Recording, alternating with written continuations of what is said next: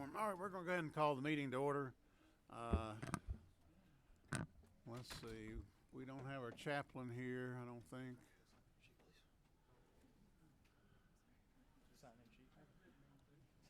You say you do have a sign-in sheet? Yes, sir. Okay.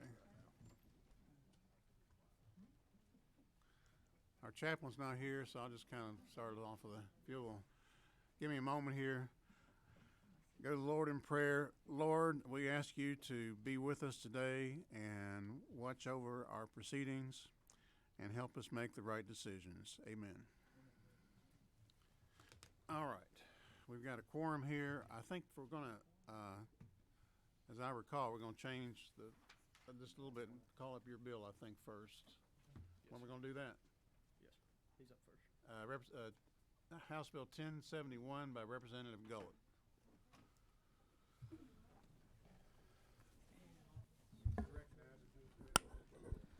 Thank you very much, Mr. Chairman. So this is House Bill 1071. It's LC 364323. It's a bill that adds text messaging to our spam laws here. So it just mirrors or syncs up state law with federal law, and it adds text messages to spam. So, I mean, that's really the reality of the bill. Okay. Happy to answer any questions. It's passed out of Chairman Dollar's Telecommunications Subcommittee yesterday. Yesterday afternoon, that's right. Okay. Any questions of the author? Any questions of the author? I don't see any. What's the, okay, we have a motion due pass by Chairman Martin. Is there a second? We have a second. Any discussion? All in favor? I don't have the bill in front of me. What's the? All in favor of House Bill 1071, that's working off LC 364323, indicate by saying aye. Any opposed by saying no. House Bill 1071, LC on LC 364323 has due pass recommendation, and you can take it on. You've got some forms you have to fill out, right. And I think there's one I have to sign, so be sure to bring that back. Okay. Take it down there, but get it down to rules as quickly as you can. Thank you very much. Thank you. Thanks, members of the committee. Thank you.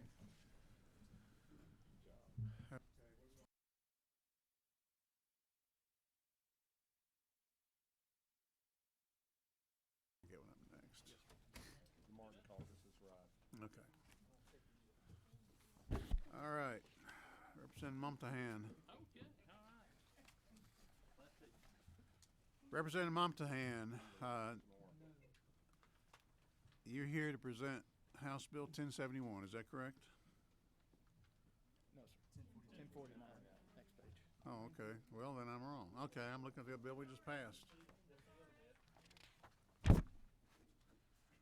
All right. Representative Mumtahan, if you will present House Bill 1049 then.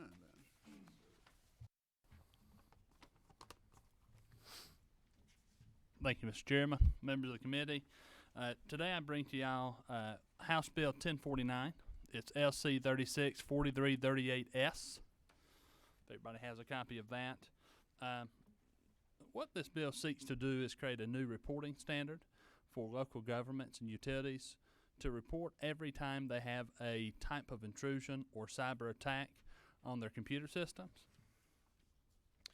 The two major parts of this bill, as we're looking through it, if you'll turn page 2 effectively through lines 35 through 54, it covers government reporting requirements. And between lines 55 and 60, we have the reporting requirements for utilities. Cyber attacks are on the increase. We have to start making policy decisions here about the data collection that we're making, about the ways that we handle that data, and through the analysis of the data, what kind of decisions we make as a body to decrease the amount of harm that's being done to both local government, state government, and utility infrastructure when it comes to telecommunications and computers. And with that, Mr. Chairman, that's my bill. Representative Montahan, you have worked pretty closely with the policy analyst, Blake Doss, on this legislation, haven't you? Without a doubt. He is absolutely wonderful asset to the committee. And y'all been working on this for at least a couple of weeks now, I think, maybe longer. Yes, sir. And Probably about 3 weeks, I think. And to that point, Mr. Chairman, this is the work of many weeks of kind of compromise between different agencies, the utility companies, and local and state government. And I believe as we come into this meeting, there hasn't been the people who are impacted by this bill have all by working with them and working with them and talking about things and making changes where necessary. I think they've all pretty much they all have expressed agreement with it. Isn't that correct? Mr. Chairman, without a doubt, I think most folks see how important this issue is to the state of Georgia and also to our local government utilities. And so without a doubt, they agree with this, and they're in support of the bill. You do have a couple questions, so you'll take them. Absolutely. Okay, who's first here? Representative Frazier. Yes, ma'am. Yes, sir. Thank you, Mr. recognized. Chairman. Representative Monahan, I have two questions for you. Absolutely. We want to collect the data, and I appreciate that because we need to start collecting data on the cyber attacks. Now, I just need to know, I have not read this extensive bill, Sure. so I do not know the section where how we will report this data because you say to the EMA and to Homeland Security, which Correct. is two separate agencies. Say again. I'm sorry. They're two separate agencies.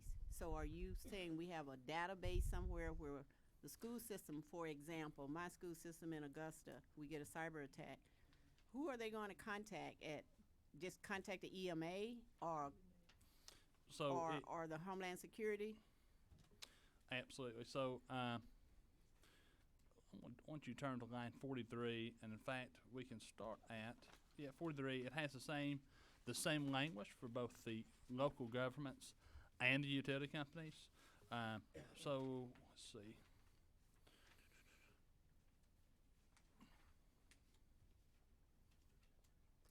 Let's start with line right here. This is going to be within 2 hours. So lines 58, within 2 hours of making such report to the United States government or any agency thereof, the utility shall provide substantially the same information to the Director of the Emergency Management and Homeland Security or his or her designee. That language is again found in line 47. So they would be making this information available to the Georgia Emergency Management. So to GEMA, I understand that. Yes, so ma'am.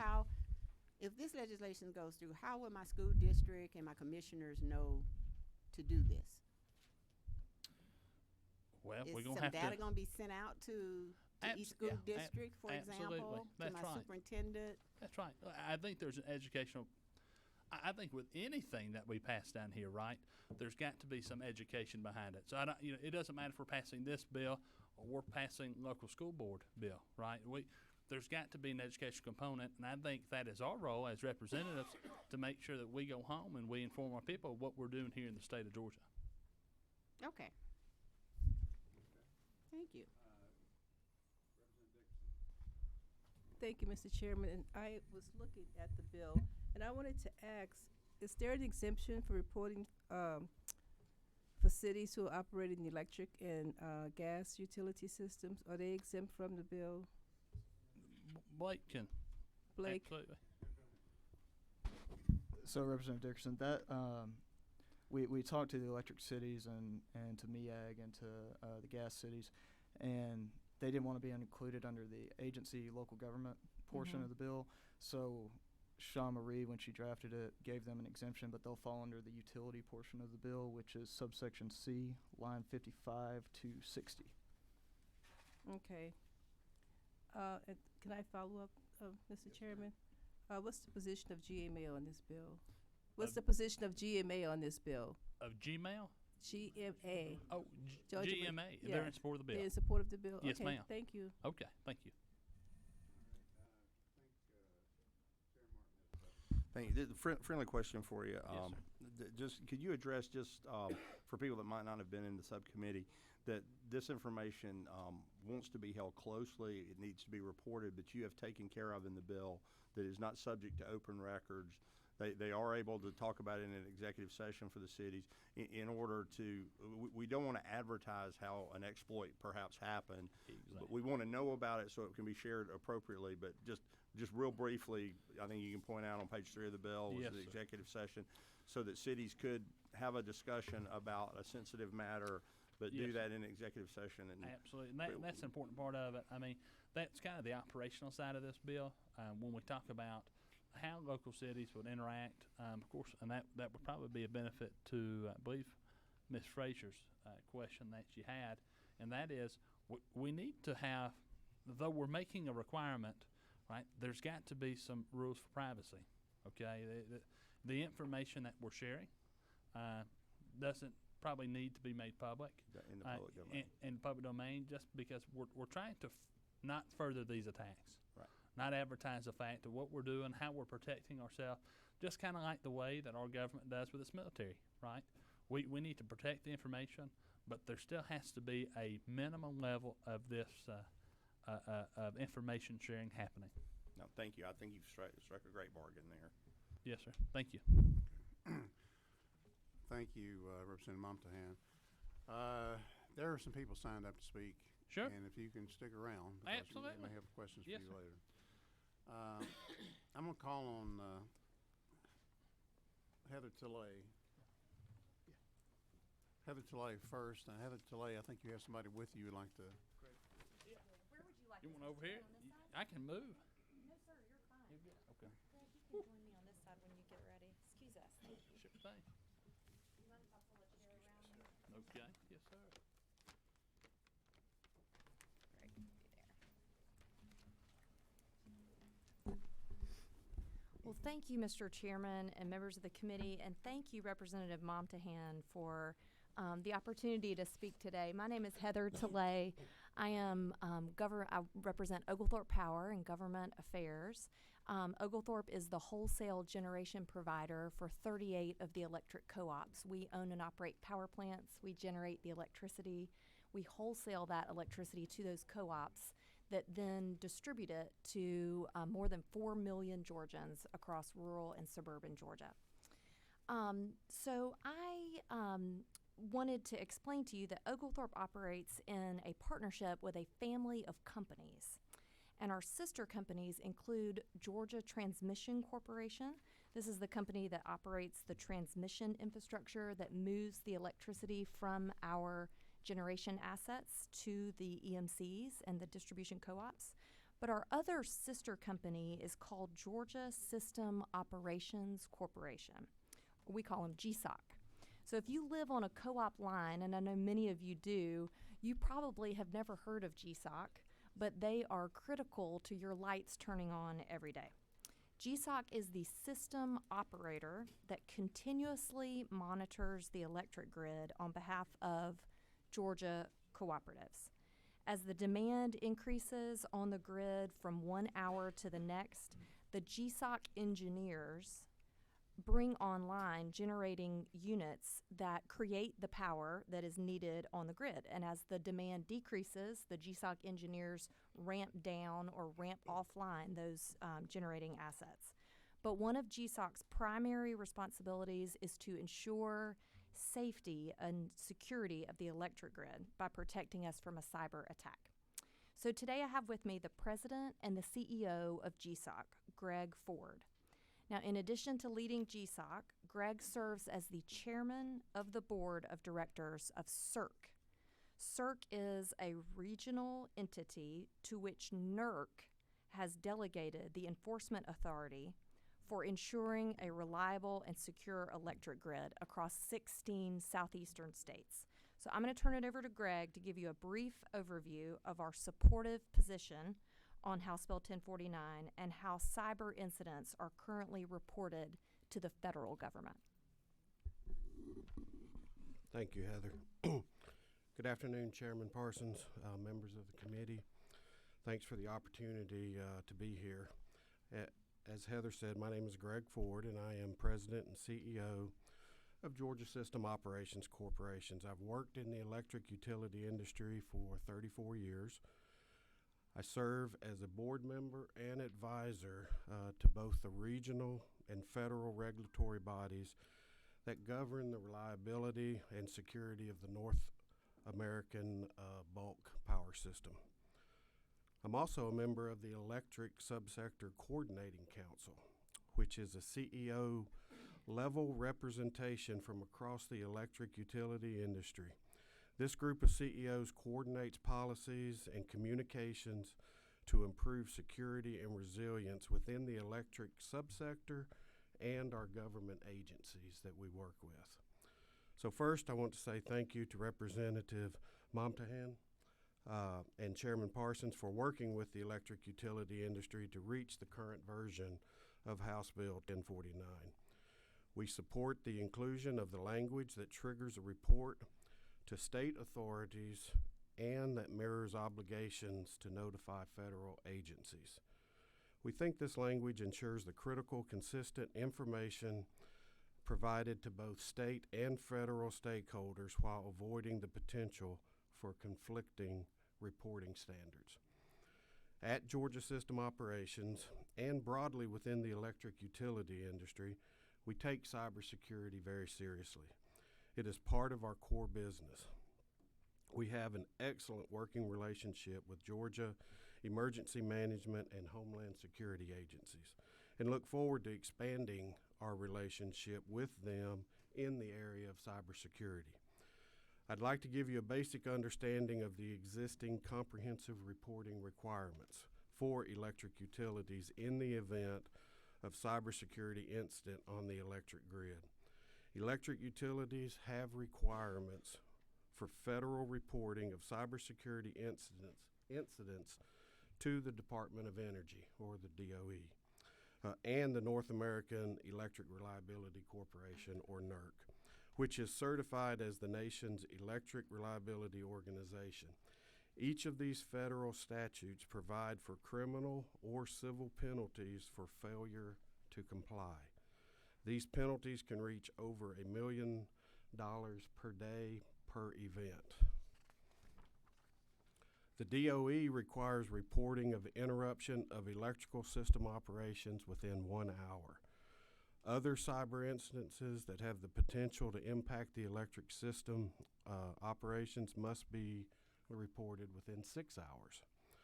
The NERC requirements for reporting of cybersecurity incidents are based on the criticality of the facilities of the grid operations. Cybersecurity incidences that affect our control centers and key substations and power plants must be reported to NERC's Electric Information Sharing and Analysis Center within 1 hour.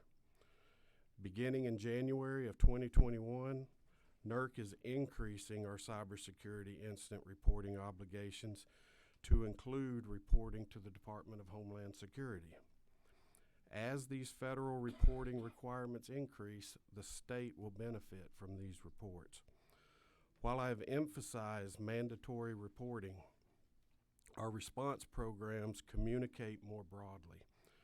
Based on the specific event, our response plans outline reporting to and communicating with other organizations, such as the Federal Bureau of Investigation, local law enforcement, and our neighboring utilities. This ensures that we are doing everything possible to safeguard the continued reliable delivery of electricity during any event, whether it is natural or man-made. While we've discussed reporting, I also want to note that NERC requires electric utilities to develop and implement a very comprehensive cybersecurity program. We are subject to audits of our entire cybersecurity program, including security reporting and incident response plans. The state of Georgia is a critical partner to electric utilities, and we think this bill strikes the right balance of keeping all parties involved and informed. Thanks again for the opportunity to be here, and I'd be happy to answer any questions if you have any. Thank you, you very much. I appreciate that. You do have a question. If you'd like to take it, Representative Jackson. Who is this? Okay, Representative Jackson. Thank you, Mr. Chair. Quick question. When I look at lines 47, 58, et cetera, and even to your presentation, I guess my one question is, when do we inform the public? See, informing government entities is one thing, but informing the public is something completely different. And I understand there are certain protocols and process and procedures, but when in recent past, like Equifax were hacked, and they didn't inform the public till 6, 7, 8 months later. AOL was hacked. It was almost a year until they informed the public. So I'm just, when you start talking about cyber attacks and cybersecurity just in general, when do we inform the public? I think that's a very good question. As we go through the process, so a cyber attack on the electric grid is probably very different than a cyber attack on Equifax, where you're gathering information upon people, their personal data, things like that. So when you're looking at the attack on a grid, and attacks on a grid are certainly come in very different forms. They usually start off as phishing, things like that, and they don't penetrate far enough to be considered as a reportable event. I think the events that you're talking about are when the lights go out. That would probably be the point. Certainly a very clear trigger that we need to inform and allow people. Before that, I think we go through the reporting process. We allow the Event Analysis Center to perform their events, perform their analysis. They're communicating with other entities because they're looking for that chain of events where we're seeing something here. Is Ohio seeing the same thing? Is Texas seeing the same type of events? So before they get things out into a public realm, they're trying to connect these dots to see if the hackers or people coming into the event are doing a coordinated type of attack on our system. So I think we would look to the federal side before giving the okay to go out and start looking at communicating with the public. If I may have a follow-up. I understand. The only reason why I'm asking is because I look at the public as a node, right? Hackers are looking for nodes. So someone's home could be a node.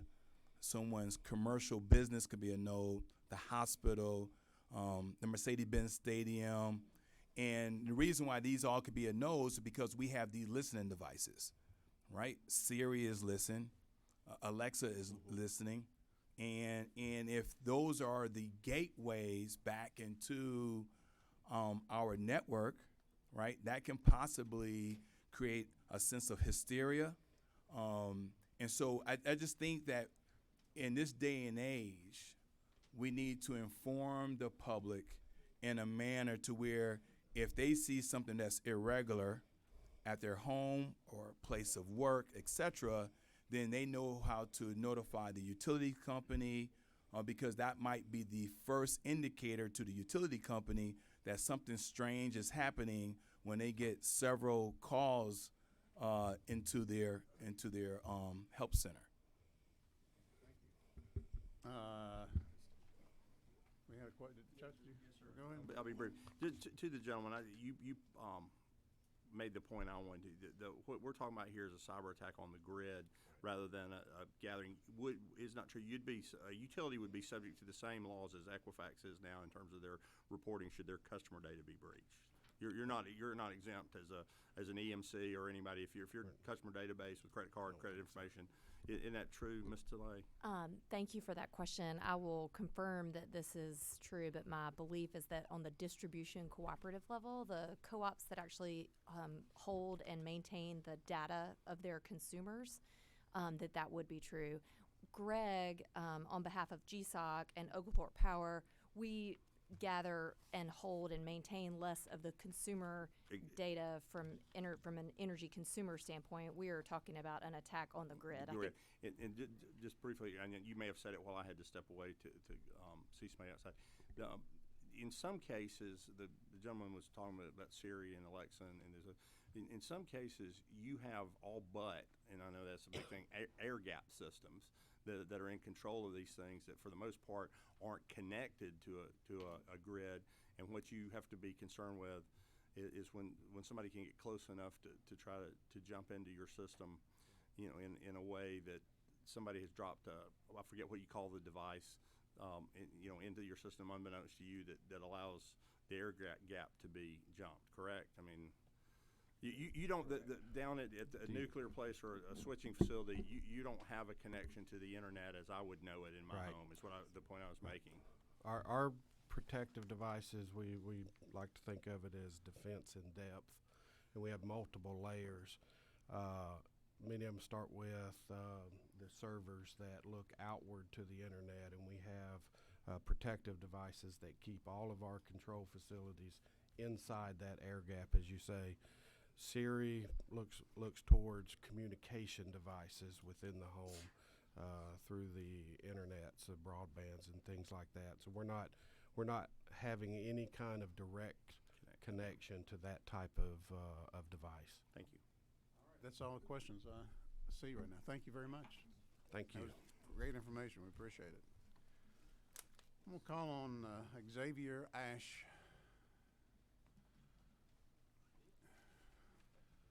Mr. Ash, if you would tell us who you are, if you're representing anybody today, and tell us, are you a registered lobbyist?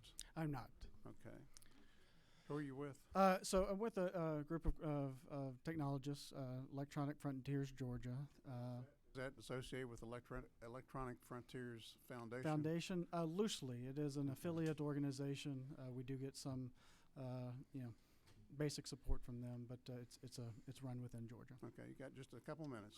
Sure. So thank you for your time. My name is Xavier Ash. I am a cybersecurity professional. I run a team of security engineers for an Atlanta-based bank. As I mentioned, I am here representing Electronic Frontiers Foundation, or Georgia, excuse me. I do have probably an older version of the bill, but in particular, our concerns were about the exemptions around the open meetings. The language as it stands now is extremely broad and would put it in a situation where, if we were in a situation where we were discussing and making aware of our public government in meetings like this, these are the type of things that definitely need to be available for open records. The information flow, the bulk of this bill is talking about the data related to particular incidents, and that data flow is is going to be secured. Is going there's plenty of provisions in place to make sure that part is good. But the exemption here given to the Open Records Act really kind of opens a door for frankly for abuse of folks that want to include. Just like he was explaining some of his controls in his environment, by reading this language, we could, then, try to get an exemption from the Open Records Act just because he explained some of his security controls. And so, as it's written today, the EF Georgia has wants it to a voice that we can't support the bill as it is with the language in this version. Thank you. I have a feeling that some of the other presenters would disagree with you very vehemently, and the reputation of Electronic Frontiers Foundation precedes it. I've dealt with them before. It has not been pleasant, and I'll just leave it at that. Thank you. Thank you. Call upon Charlotte. That's it. Charlotte Davis.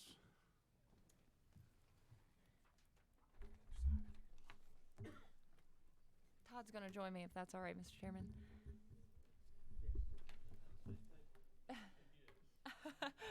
Thanks, Chairman Parsons, members of the committee. Charlotte Davis with the Georgia Municipal Association. Just want to support House Bill 1049 and thank the chairman and Representative Momtahan for bringing the legislation. As we've talked about, it does set a reporting requirement on cities and counties as well, but we see it as good public policy. Our association particularly is putting a large focus on cybersecurity training and best practices, and think that this will be part of that. To your question, Representative Frazier, we see ourselves as working in conjunction with city officials to make sure that if this does pass and become law, that our local officials will be aware of the requirement and will be able to properly report if in the case of a cyber attack. I also want to mention and thank the representative as well for working specifically with our municipal utility providers who had very specific concerns and language that they wanted reflected in the bill, as well as the requirement of if a city is already having to report to the federal government, and we've seen that before, particularly in some of our larger cities that have had large cyber attacks. There's already a federal requirement due to the magnitude of the attack, and just being able to notify the state, which is already practice, but codifying that and allowing them to use the same report is helpful. To the executive session or executive committee exemption, it's a very narrow exemption, Open Records, Open Meetings Act, specific to only talking about the security and the data and the plans, and we see that as a necessary protection. Obviously, we are susceptible to attacks locally, and in some cases don't currently have the proper software or potentially things in place, but this allows local officials to have those discussions in confidence, and it's a very specific, narrow exemption, and we appreciate that being reflected in the legislation as well. Thank you, Mr. Chairman, members of the committee. I'm Todd Edwards with the Association of County Commissioners of Georgia. Thanks for working with us over the past several weeks to hear our county's concerns, contributions to the legislation you see in front of you today. On the front end, as far as the reporting, Georgia counties have been subject to numerous attacks over the past year, some of them larger than others. Some have made the news, the headlines in Atlanta. Some haven't, but I think on the reporting part, we're glad to be better coordinating with the state, with the technology authority, and others to learn what's out there, how it's hit us, the impacts, and so that we can better address this in the future. A lot of times we speak of home rule and local control. I'm a firm believer, but we need to be able to partner with the state and our neighboring counties and cities to get a better grasp on this, because it's coming faster and more furious toward Georgia counties. I would agree with Charlotte. We are in support of the exemptions for both the open records and also to be able to discuss this in executive session. It's very narrowly drafted, but we're very concerned that if we put too much information out there, that just gives more information to the opposite team and can end up hurting Georgia counties in this regard. With that, Mr. Chairman, members of the committee, I'm happy to answer any questions. Thank you. Thank you, Mr. Chairman. Very quickly, I just want to ask, what support or help or have you given your cities or counties up to this point with these type of attacks? Have y'all been involved with helping them get through any of these attacks?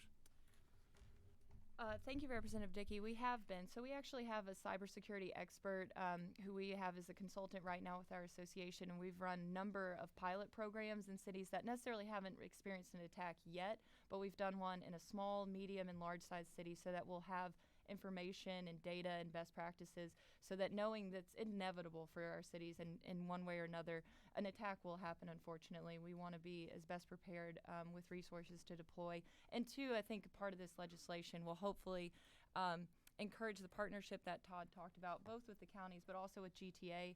I'm sure they're in the room, but they've been a part of the process in bringing the language in the bill, but also a commitment to help. And when we do report to the state, for them to be on the ground with us helping to solve the issue.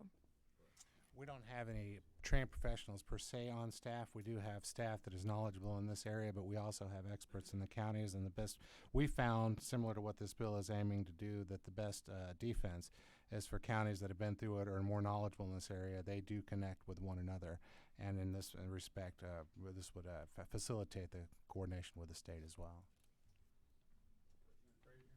Yes, sir. Really quickly. Thank you, Mr. Chairman.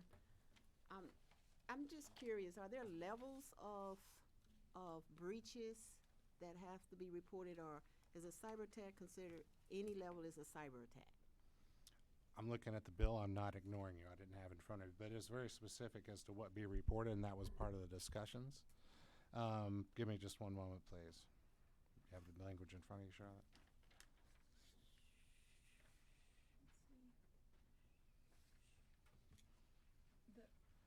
I got it. So it's on line 43 of the version I have, if I'm not mistaken. So it'd be if the incident, data breach, etc. And forgive me, it rises to a certain level. Do you have it? Because that's not it. It's hard to read off the phone. We might have to get back with you on that one, but it's in here. it's a cyber attack, incident, data breach, or identified use of malware on a government computer. But the way that we see the requirement is that in most cases, we are going to be making a report. If an attack happens, we're going to go ahead and report it to be in compliance. And so there's hundreds, literally thousands of attempted attacks a day, and we didn't want to have to be reporting that to the state. So the language that was agreed upon, and forgive me because it creates a life safety event, and this is in line 39, substantially impacts the security of data and information systems, affects critical systems, equipment, or service delivery. So we did want a threshold in that. We think that was a fair balance in reaching. I think that's all the questions. Thank you very much for your testimony. Appreciate it. Sorry it took me a second, Mr. Regent. Representative Monahan, do you have any closing remarks? Mr. Chairman, thank you and the committee. Thank y'all for taking the time to look at this very important issue for our state and for our local municipalities and utilities. And thank you, sir. Thank you. I did want to say something. Mr. Sign-in sheet. Mr. Ash, I want to tell you I apologize. I'm the chairman of this committee. My job is to facilitate it, help get good legislation passed. I'm not a judge. I have no right to judge you or your organization. I appreciate you coming. You're always welcome to come. This is an open meeting. It's a people's house, and you're always welcome to come. We appreciate you being here. I appreciate it. Thank you. What is the will of the committee? I'd like to be recognized to make a motion to pass. Okay, you are recognized for that. Second, please. Okay, we have a motion to pass and a second. Any discussion on the legislation? Hear no discussion. All in favor of House Bill 1049. This is LC 36438S. Signify by saying aye. Aye. Any opposed by saying no? The measure passes. And Representative Montand, congratulations. And just be sure you fill out all your paperwork, get it to rules, and I wish you the best. Move on with it. Thank you, Mr. Chairman. Thank you for your hard work. Thank you, sir. Okay. Chairman Hawkins, are you here? Oh, there you go.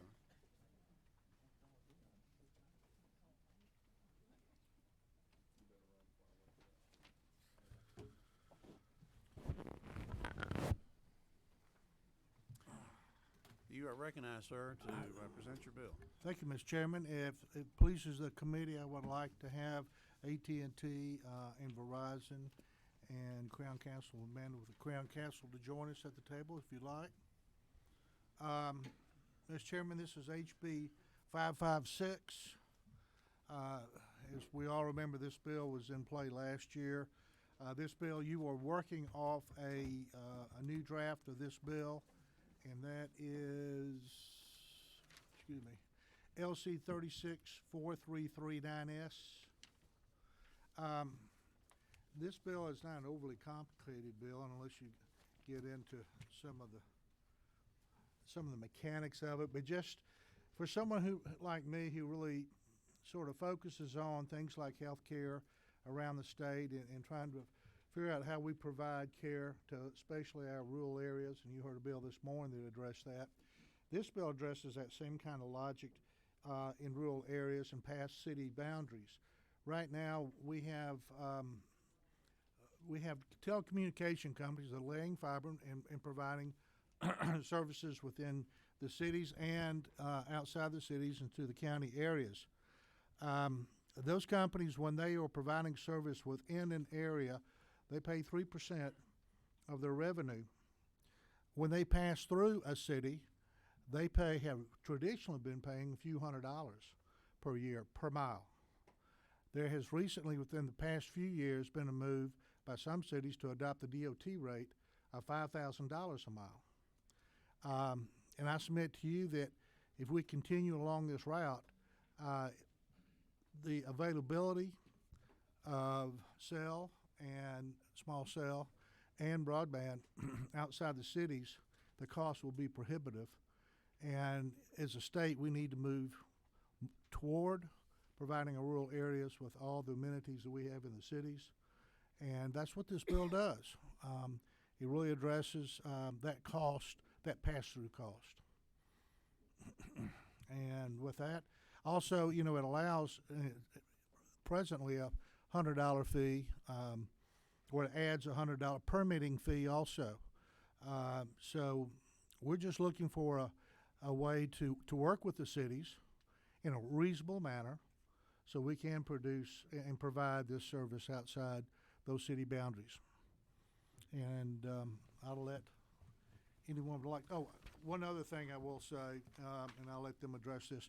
On line 309 and 310, it is in agreement, and this was brought to us by ACCG, and I can let Verizon and AT&T speak to this, but we are proposing to strike the words after rights of way, under no circumstances shall the due compensation under this subsection exceed $100 per permit application. They will be struck. All right, thank you. You have a question. I'll take it. Somebody has a question. Chairman Hawkins. Yep. So remind me again where we're at, because I've talked to some people about the bill, and this is a situation where somebody wishes to pass through a municipality using the right-of-way, and they don't have any retail customers there. Correct. Correct.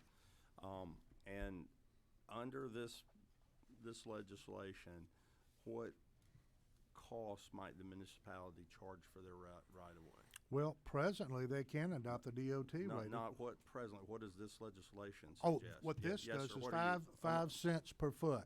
5 cents. Right, 5 cents per foot is what's suggested in this piece of legislation. Okay, and 200 and, was it $64 a mile?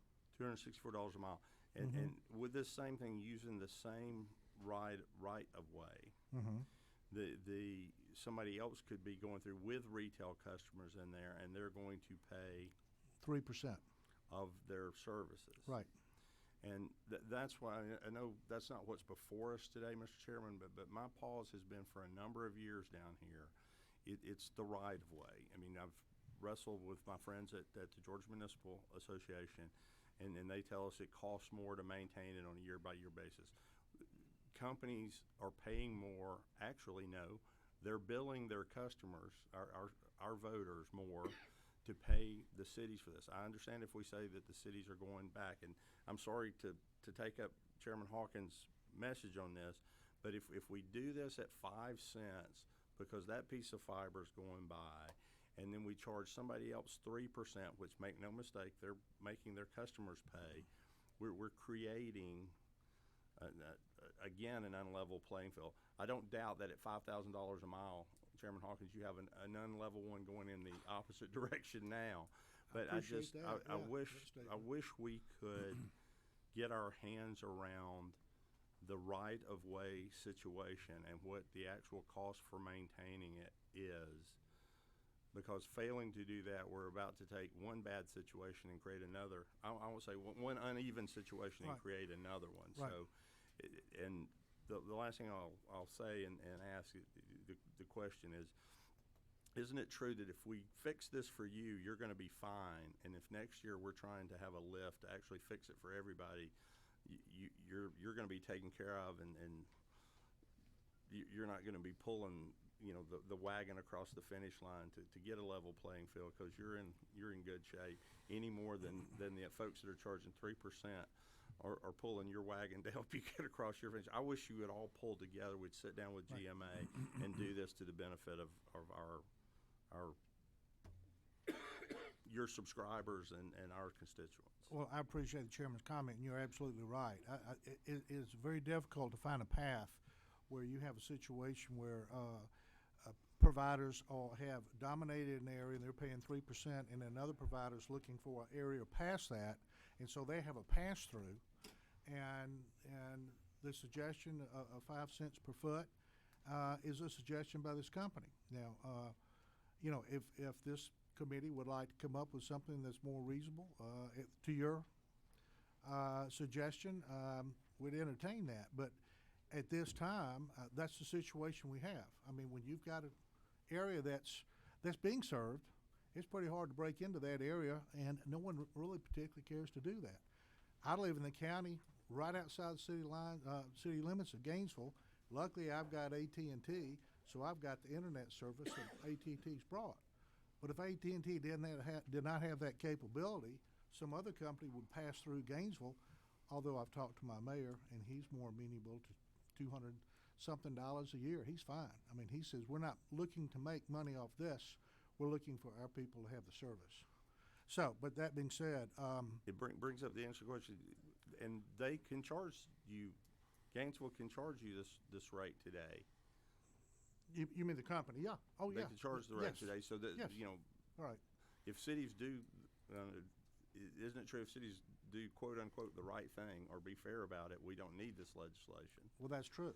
So, but you have some cities that aren't playing that way, and you know, some cities that are charging up to 58% effective tax rate. Well, I saw that, and since I wasn't going to bring it up, but since you did, you know, that is the example of 37 miles. If I may continue, Mr. Chair, that's the example of 37 miles of fiber going through a city at $5,000 a mile. Right, that's why $184,500 is what you show there. And then you show $331,000 in revenue, and you get the 58%. I want to know what company in its right mind would roll out 37 miles of fiber and think they're only going to get $331,000 of revenue that year. Because who did that? It's not a good business model. No. Look, we're going to have somebody to own it. Thank you, Chairman. If I may, just for a second, just a couple of things. I did want to make sure, you know, when we talked about this legislation back several months ago, I think it was before the session started. One thing I'd ask you all was that, you know, I think that Crown Castle has been the main presenter on this before, and I suggested then that, you know, for this to move forward, that I think the members of the committee would need to see that there was support from other carriers. It wasn't just a Crown Castle bill. That has changed, has it not? And there probably may be some other people from other companies that actually, okay. That's one thing. And to Chairman Martin's remarks, I would just say, and this is something I was going to mention at the beginning. I think I've spoken with some of the municipality, those who represent them, and I think we need to actually kind of put this in context of and centered it around what is the actual rate, what is the price, what does it cost to maintain that right away? And I think that's where we're kind of missing, you know, having had it based on some rate that the state had, that the DOT had. I think that was just something, it's my understanding, that was just kind of, when this first started, okay, that's just something we can put it on, but we can hinge it on that, but there was no real basis for that. And I mean, we've talked about it before with this bill and other bills. What is the real cost of maintaining the right of way? And I think, you know, we pretty much agree that it's not anything near what is being charged now, especially in this case here. And probably, I mean, it could be, and they're talking about 5 cents a what? A foot. That actually seems, well, I'm not going to say that. I'll just say that it seems like at least you're trying to base it on, there needs to be some basis for that, whether it's what you're presenting or what GMA or whoever's presenting it needs to be based on something. What is the actual cost of it? I think that's what we need to kind of look at. And that's all I had. Representative Montahan. Thank you, Mr. Chairman. I want to weave in and out of some of the other comments that have been made by yourself and other members on the committee. You know, we look at all the different providers that are providing these fiber, and they're laying fiber or cable in the side of the roadway. There's not a whole lot of equity there. I mean, in between them, we've weaved this for almost the last 4 years to kind of find out who, what, when, where, how does this need to happen. But you know, you see, in the conversation that I have had so far, I understand that they're not even the same mechanisms or vehicles. They're 3% of services, or a 5% of feet, or this is, so there's kind of like this, there's inequities through the vehicles that they're using. So I do understand that, but I appreciate us at least trying to find some type of balance today, right? Even with this bill, we're just trying to bring it into the same universe as the other. Right now, they're just totally separated in different universes, being such a high cost. I did want to talk to the cost of maintaining these right-of-ways. I know that in Paulding County, these costs have drastically, so to GMA's point, they've drastically increased. And so I think they had a contract to cut all the state right-of-ways, which is a state pass-through fee, about $450,000. If I recall correctly, I don't pay attention probably as much as I need to my county back home, being with all that we have to do up here. But I want to say that went up to about $700,000, and that was in a 12-month period, so year-to-year contract. Say what you just said again. So, to my knowledge, the cost of maintaining the state right-of-ways within the county, because the state pays that kind of block to the county, and then the county selects a contractor just to cut the grass. We're not talking about dredging or anything like that. We're just talking about cutting the grass. I'm going to say it went up almost $200,000–300,000 just this year. So they can vary widely with the availability of people. We got a very low unemployment rate in the state of Georgia, and that drives the wages up, which can drive the price of this up. But yet, we understand that there is no equity in having, the 58% effective tax rate, as the representative who's presented the bill has notified us today. I just wanted to add that. So while people, I think, have gotten over the last 4 years very upset with the different inequities, but they're inequities because we're living life, and we got to bring everybody within this realm. And so I'm happy to support this bill today. I tell you, somebody put, Representative Dickerson, you have a question? Yeah. Go ahead. I think after you finish, we're going to go back to the presentation. Okay. I just wanted to ask, are all the utilities in agreement with this? AT&T, Verizon, Crown, who else? The Georgia Telephone Association. He couldn't be here. He's in another hearing, but he represents all the. He's back. So everyone is in agreement with this and with the pricing. Okay, thank you. All right, and with that, thank you. That's a good question, very good question. And with that, Representative Hawkins, I know you have. I'll let Amanda speak. Okay. And we'll go back, and then we'll go to the presenters. Okay. All right, good afternoon, Chairman Parsons, committee members. My name is Amanda Brown. I'm an attorney with Crown Castle. Basically exactly what Representative Hawkins said. What we're trying to do is standardize the city right-of-way fees for telecommunications providers. The current law provides that if there is a retail end user, you pay 3% of that revenue.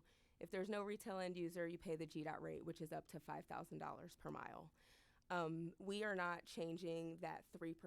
If you have a retail end user in a city, you will continue to pay the 3%. What we are seeking to do is change that $5,000 per mile and make it closer to the 3%. So we really are trying to bring it so that everyone in city right-of-way, regardless of who they're serving, is paying closer to the same rate. And as Representative Hawkins said, it is a 5 cents per foot fee, so that comes out to $264 per mile. We did add a $100 permit fee, so that's an upfront cost that cities can realize as well. And we did have, Kevin, if you want to discuss kind of how we came up with the 5 cents per foot. If it's okay with you, Mr. Chairman. Thank you, sir. Thank you, Amanda. The hard part is the people who are now paying 3%, nobody wants to disclose exactly what they're paying to each city because it's confidential. So what we did is I attempted to undertake looking at this, and if you can pass this around, I don't think I have enough for everybody, but so I'm going to not get the Lobbyist of the Year award, but that is our best estimate as to what the 3% equates to in dollars and cents. So today, you just do number of miles in the state versus how many people there, how many lines exist, how much the revenue is based on. After you take all the analysis down, it's all publicly available data. It's actually 2 or 3 years old, so actually the number's probably lower today than it was 2 or 3 years ago.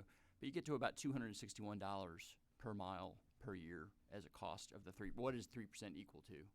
And that's what it essentially is equal to today. So then we tried to equate that this is just the default rate. If you have no end using customers, what you default to. So we try to make that price very similar. Also, I think the state of Michigan, if I remember correctly, Bob, charges a 5-cent per foot fee for right-of-way access. So another state is using that exact same metric, and it also came out to almost exactly what the 3% equates to today. So we wanted to make these two things as close as humanly possible, and that's how we came up with 5 cents per foot, which equates to $264 a year per mile, which is very similar to the 3% of what's being charged today.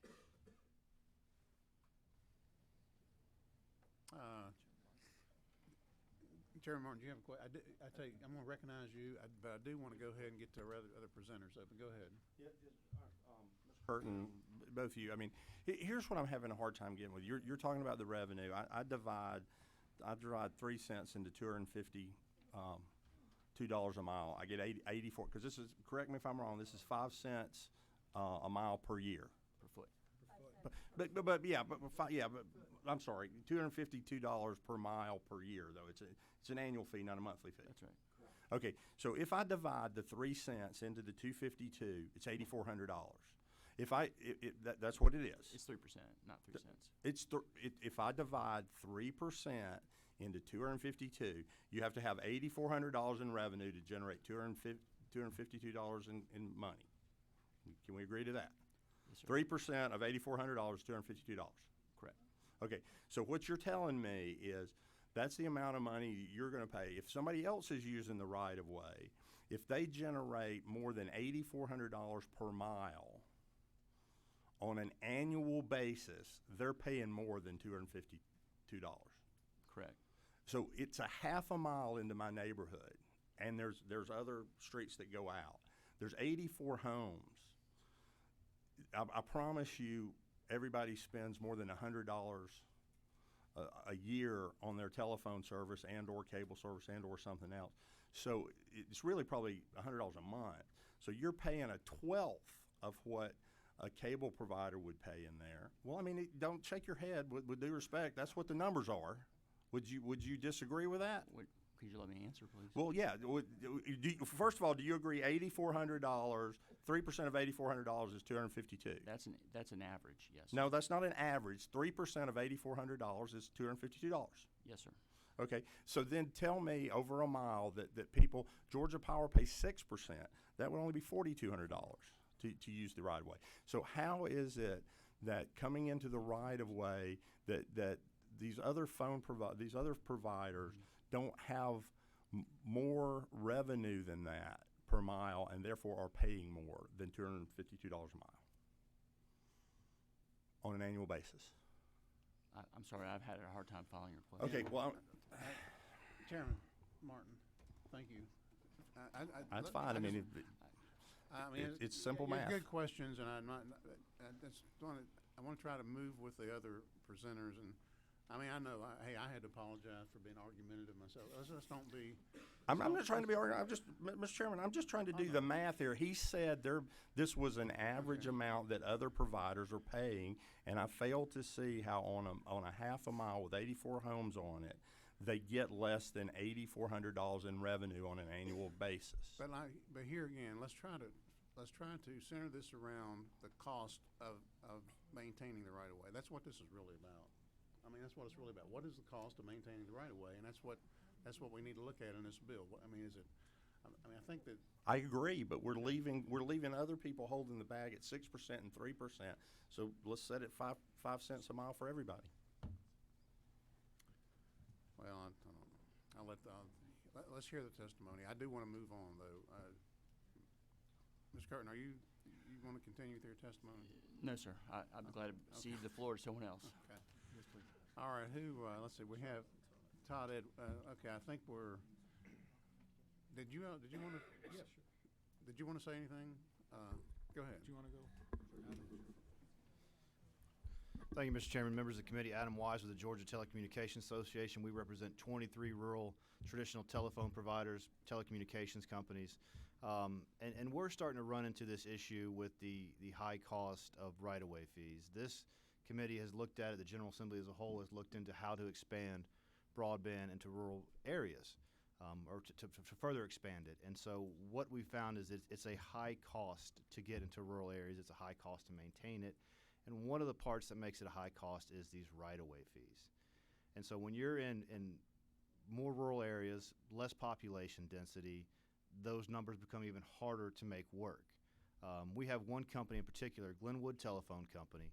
It's in one of the most economically disadvantaged areas of the state, but they're trying to expand broadband right now. They have 3 projects they're considering, but to try to make the numbers work, they can't make it work when you're adding $1,000 per linear mile per right-of-way. So when their one project is 3 miles, so that's an additional $3,000 per year. Another one's 10 miles, another one's 15 miles. So they're trying to make it work, and they just can't make it work. They're trying to get creative. They're trying to expand, but because of these high costs, they're having a difficult time making it work to try and expand broadband into rural areas. And so by providing some relief, they can try and make those dollars extend further and try and hit more customers to fulfill the charge of providing more broadband in rural areas. I'm happy to answer any questions this committee may have.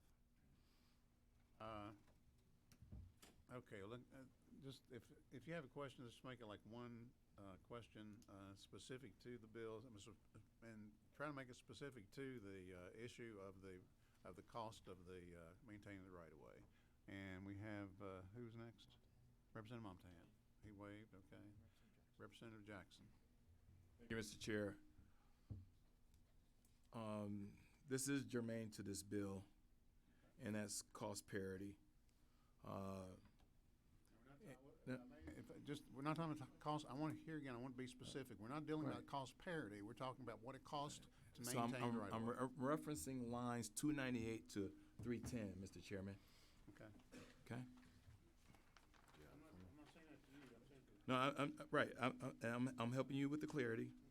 So when I read lines 298 down to 310, and this 9-page bill is specific for one company, is that correct? No. So this applies to all utilities, all telecommunications, all telephone companies. So this is not just a pass-through bill for one company. No, sir. Okay. All right. Was that your question? Yeah. Thank you. Appreciate your question. All right. Yes, sir. Good afternoon, Mr. Chairman, members of the committee. Bob Davis from Verizon. So quickly, echoing what you said, this is really about the cost of maintaining the right-of-way. So, currently we have a dichotomy today in the statute. You have the municipal part, which basically is the 3% right-of-way fee, and or, depending if it's passed-through, you have the DOT rates. On the other side, you have the counties. Now, based on current law 4651C, the counties only can charge permitting fees based on actual cost. So we're trying to if we can, get to that regime where you're actually doing actual cost. So, certainly DOT rates we know, and 3%, that's in current statute. That's not really cost-based as we go forward. So, any questions? I'm available. Okay, thank you. Thank you. Todd Edwards next with ACCG. And Charlotte Davis, I think, together.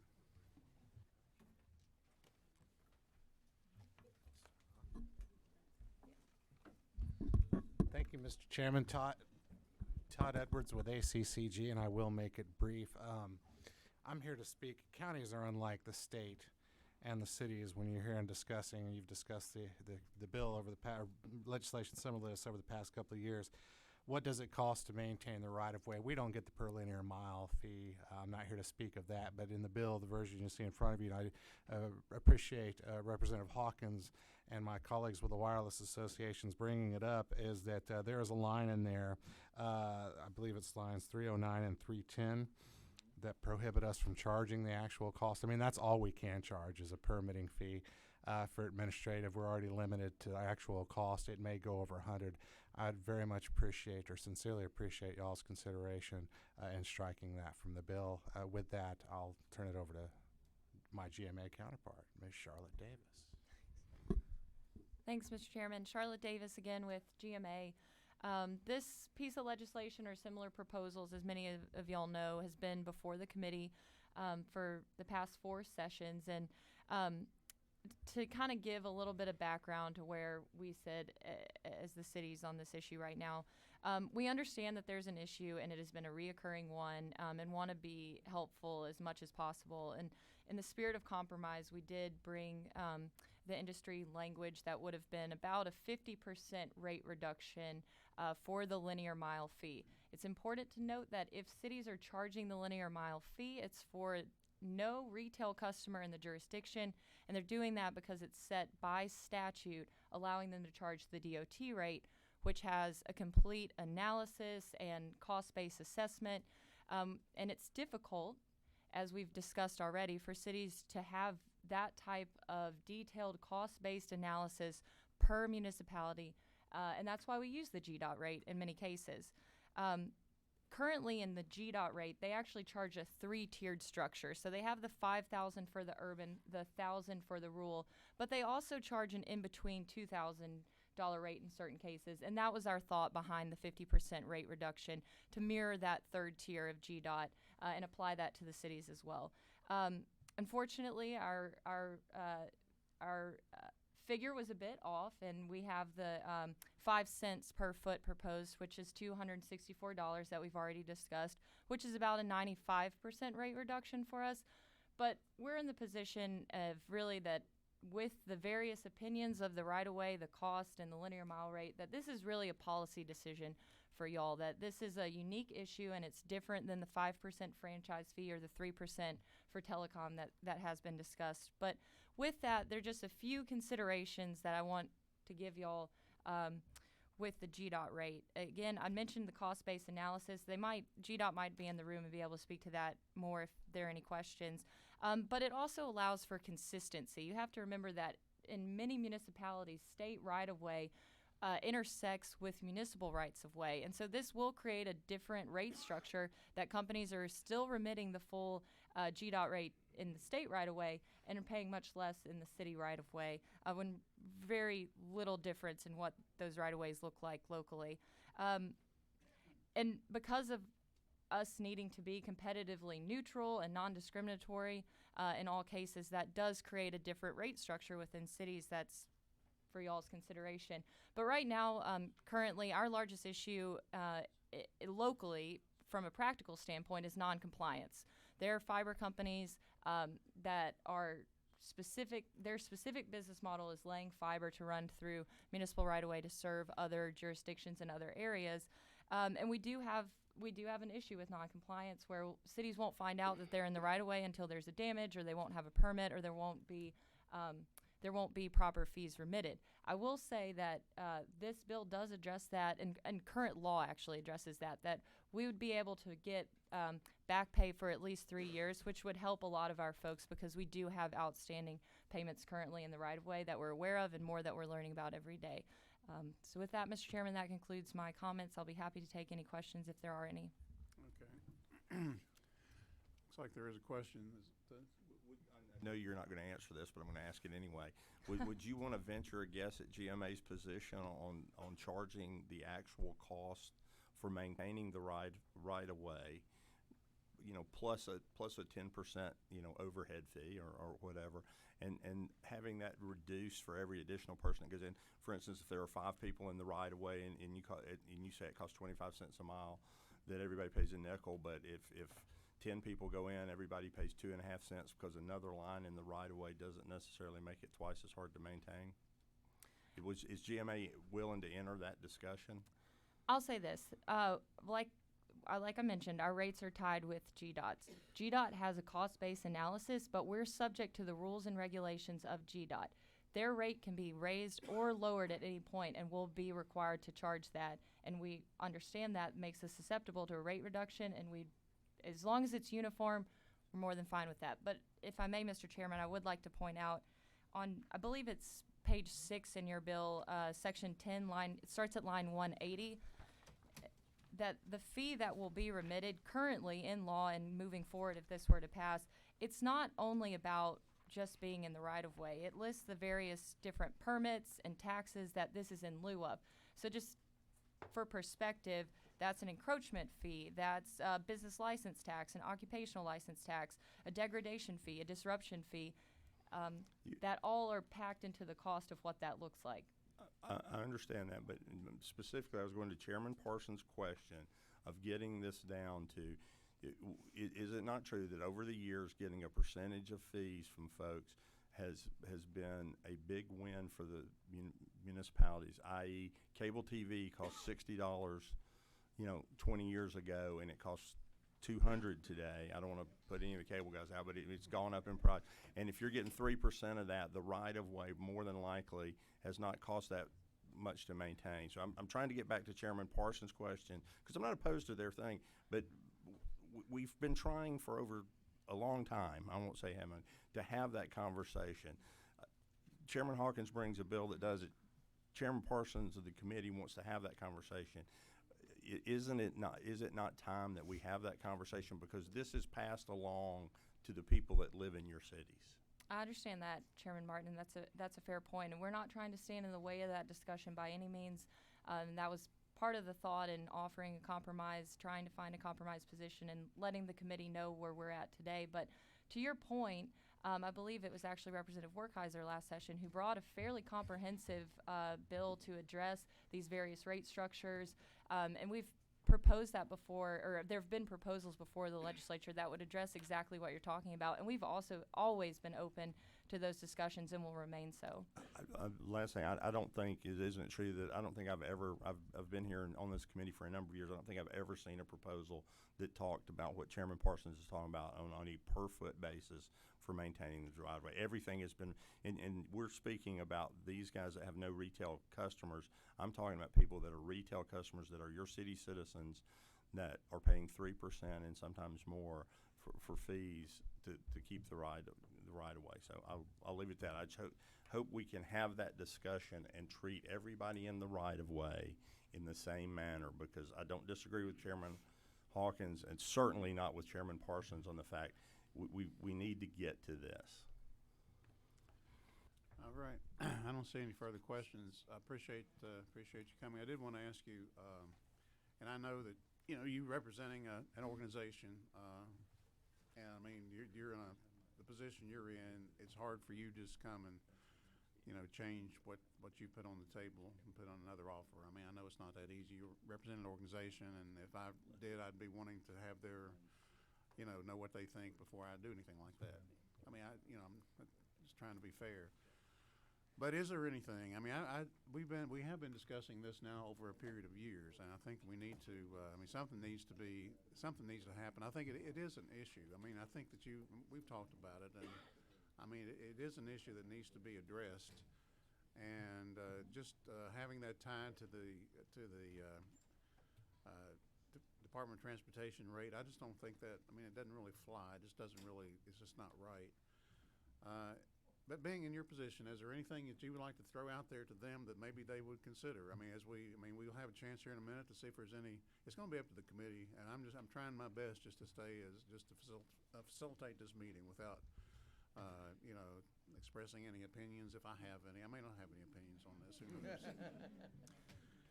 And but it'll be up to the committee. But I mean, if we could get this resolved today, it would be fantastic, because you wouldn't have to come back and deal with it anymore. I mean, you'd have to deal with it as it moves through the legislature. And and another thing should be said about that. I mean, anything we do here today is still subject to be changed as it moves through the legislature and if it goes to the other side. So if we had something here today that maybe that there could be some action taken on, is there anything that you could throw out there? It would have to be a lot better than what you put on the table so far, though, I would think. I'm not speaking for them, but it would have to be a lot better. I really appreciate that, Chairman Parson. There are brighter minds and bolder opinions in this room than I have currently. We see this as a policy decision for y'all. We've heard from the industry, you've heard from us, and the way that all of these things have come about, whether it's been the linear mile rate or the franchise fee, have been policy decisions, and we're only responsible for implementing the law. Okay, thank you very much. I appreciate it. I don't see any further questions. Is that all the presenters on it? Do you have I was going to make a motion only because yeah, this is at least 4 years. I think, and I'm agreed with everything that's been said, that this does not fix the big picture, but it certainly moves us in the right direction. And I hope we will come up with a solution that's, and I don't know if we'll ever satisfy everyone, but that's more fair and that's more consistent. But I do think, unlike previous years where we were just fixing one company over another, that this does fix or satisfies a number of companies. So with that, I would like to make a motion Okay, to you pass. recognize to make a motion. Make a motion to pass. Okay, we have a motion do pass. Is there a second? There is a second. Is there any discussion on the bill? You're not going to be surprised that I Okay. would like, just a minute. Go right ahead. Mr. Chair, I mean, I am going to, many times I say I don't want to belabor the point. I'm going to belabor this one. This one's important to me because it's important to the 54,000 people I represent. To get back to Mr. Curtin, I know I was running off numbers and you were testifying and the good doctor here, let me know that I had them in front of me and I was running them off and you weren't seeing the same thing I did. But what I want to say here is in my neighborhood, and this goes to discussion because we are taking care of one particular industry, not all of those that use the right of way.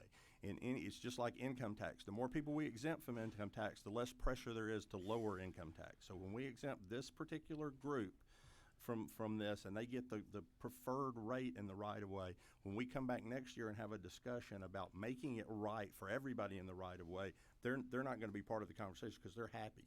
So as part of this discussion, $252, if it goes, half a mile into my subdivision and at 3%, that's $8,400, $700 a month, $8.33 a home is what one would spend on a cable bill to generate $252 for your right of way. Conversely, if you spend an average cable bill, whatever cable company, I don't pick just that industry, if the average home in my neighborhood spends $100 a month times 84 homes times 12 months at 3%, that's $3,000 a mile.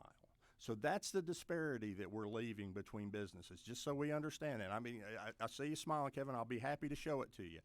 And I have that, but I know that's revenue that they're getting from there, and you're passing through, and you're not getting revenue from there.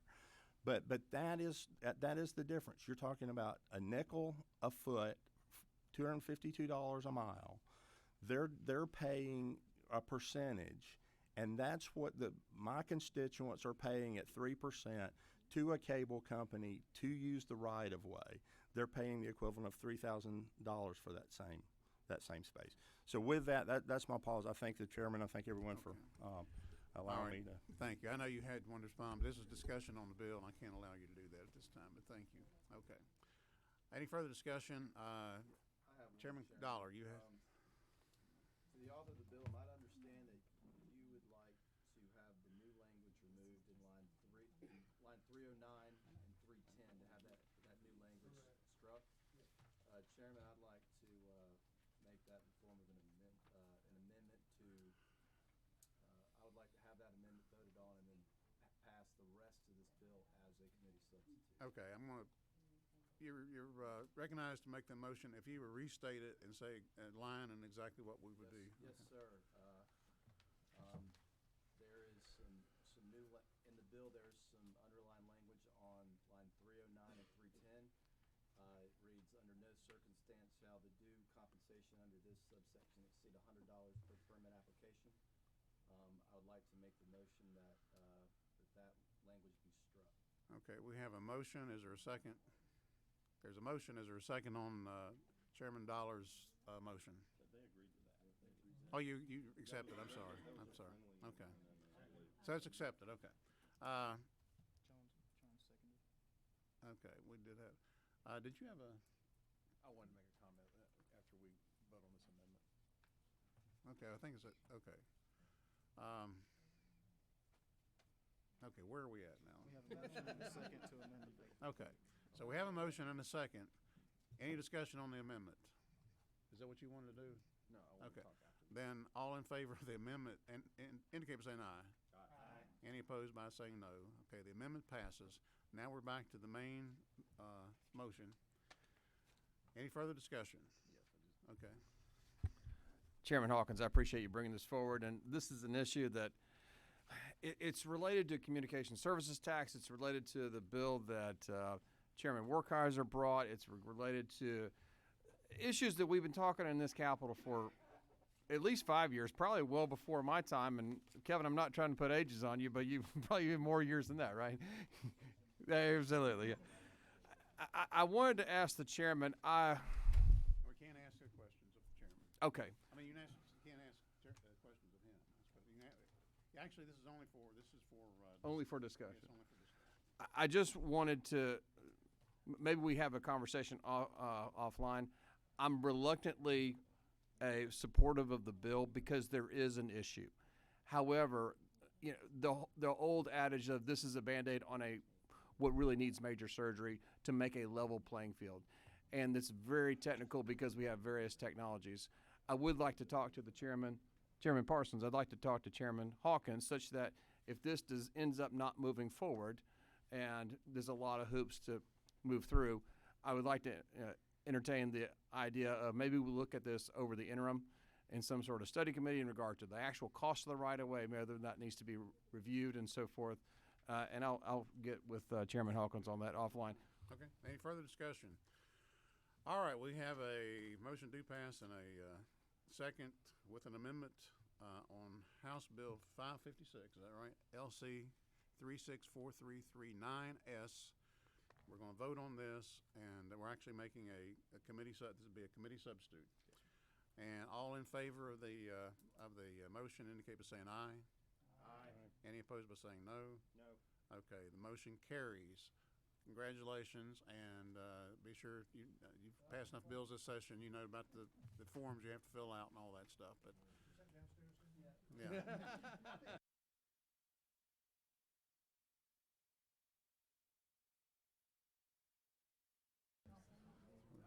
afraid we're going to lose our members, but yeah.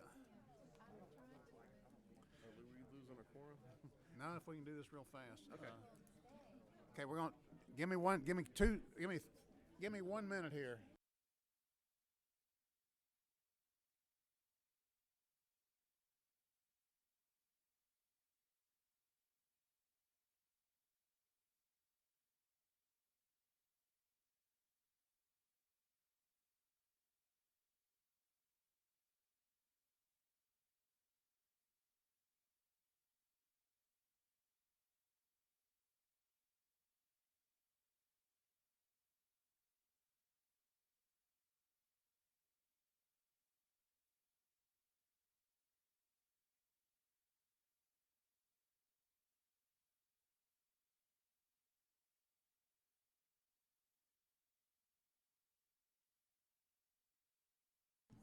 All right, we're ready to roll here again.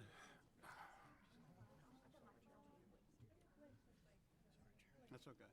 Where is the bill? Give me a copy of the bill.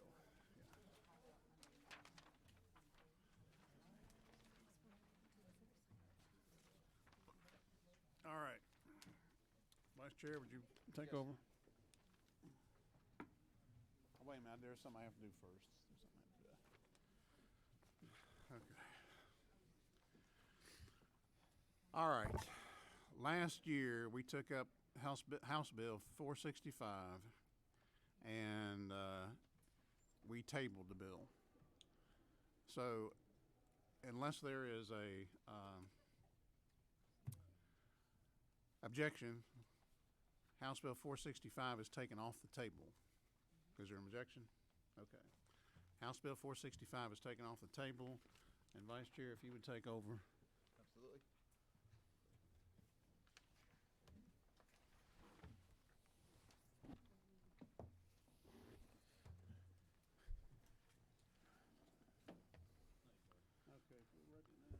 All right, we're going to, we're looking at House Bill 465 taken off the table. I am, Mr. Chairman, just to verify and for everybody's records, we're working off of, as a committee, LC 441469S. Is that correct?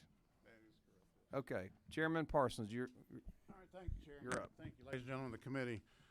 This is the bill that we took up last year. Ended up tabling it. There'd been a lot of discussion, a lot of a lot of changes made to it over the last year. And this is a bill that I've worked with Representative Drunner, and I must say we've had a lot of conversations, a lot of meetings on this. And I'm going to ask, first of all, I'm going to ask our policy analyst, if it's okay with you, Chair, for him to go over some bullet points of things that we've come up with on this bill. Yes, absolutely. All right, thank you, Chairman. Try to go through this briefly. There's been several iterations of this bill for the last year, and the draft we've been working off of we've been working on this draft for about 3 years with different state agencies, utilities, ACCG, GMA, Georgia Association of Water Professionals. So I'll go through it pretty briefly here and go through it by section. 4610.2, this is the findings section. It has no force and effect of law.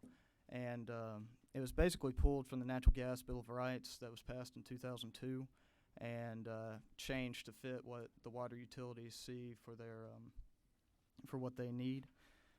4610.3, this is the definition section, and just want to point out a couple things here. The definition of community water system, which has been debated in the past, that's come from the Safe Drinking Water Act of 1974 from the federal government, and that affects both public and private systems. And then also the definition of customer. When we looked at this bill last year, it involved individuals, businesses, corporations, and talking to some of the professionals on the water utility side, there are some extra things that may deal with businesses and corporations, which is why we cut that down to individual users only. The corporations need a little more research there. And then getting into the meat of the bill, 4610.4, this is talking about what community water systems shall do. For instance, we're looking at allowing customers to terminate service agreements in writing, in person, or electronically. We've had some questions to why electronically wasn't defined, and that was so the utilities could determine what kind of method that means, either through a website or through email. Also talking about issuing bills within 30 days of meter readings, ensuring each customer receives a bill quarterly. Lines 67 through 73 puts a cap on security deposits, $175 for water service, $175 for sewer service, except if the customer has a history of delinquent payments, and then it's $300 per service. And there's also a CPI adjustment in there because there was some concern that the utilities may need to come back in 10 years to make changes. Line 74 to 75, we have a late fee in excess of the greater of $10 or 15% and a 3-day grace period. Line 76 to 78, there's a cap on punitive fees of $75 except for tampering with the meter. Line 87, we're requiring a community water system to offer a payment plan at least twice in a 5-year period for failure to make payments. There was some concern from the utilities that we were limiting them, so we actually rewrote that language to ensure that it was a minimum. Lines 90 to 93, a community water system shall not terminate service to a customer less than 5 days after providing a separate written notice or a clear notice on a bill. That dropped from 15 days to 5 days after some discussion. 4610.5, these are the specific pieces of information that need to be made publicly available, either on a website or in the water department's office or city hall or something. Specifically on lines 110 to 115, we're talking about what needs to be placed on a bill. And this is just basic information, itemization of charges, beginning and ending meter reading dates, et cetera, et cetera. 4610.6 and 4610.7 talk about these combined. So 117 to 119, this is talking about a community water system determining there's an error in billing. They have 30 days to notify a customer there's been an error in billing, 90 days to correct said error, and then 129 to 135 if a billing results in an overpayment by a customer, they have 45 days to resolve that, either through a credit, a cash, or check refund. And then finally, for the enforcement mechanism, first, the bill requires an appeals process. And then if that once that appeal process is concluded, or the water system fails to conduct such appeal within 6 months, a customer may bring an action in Superior Court. So, let's see here.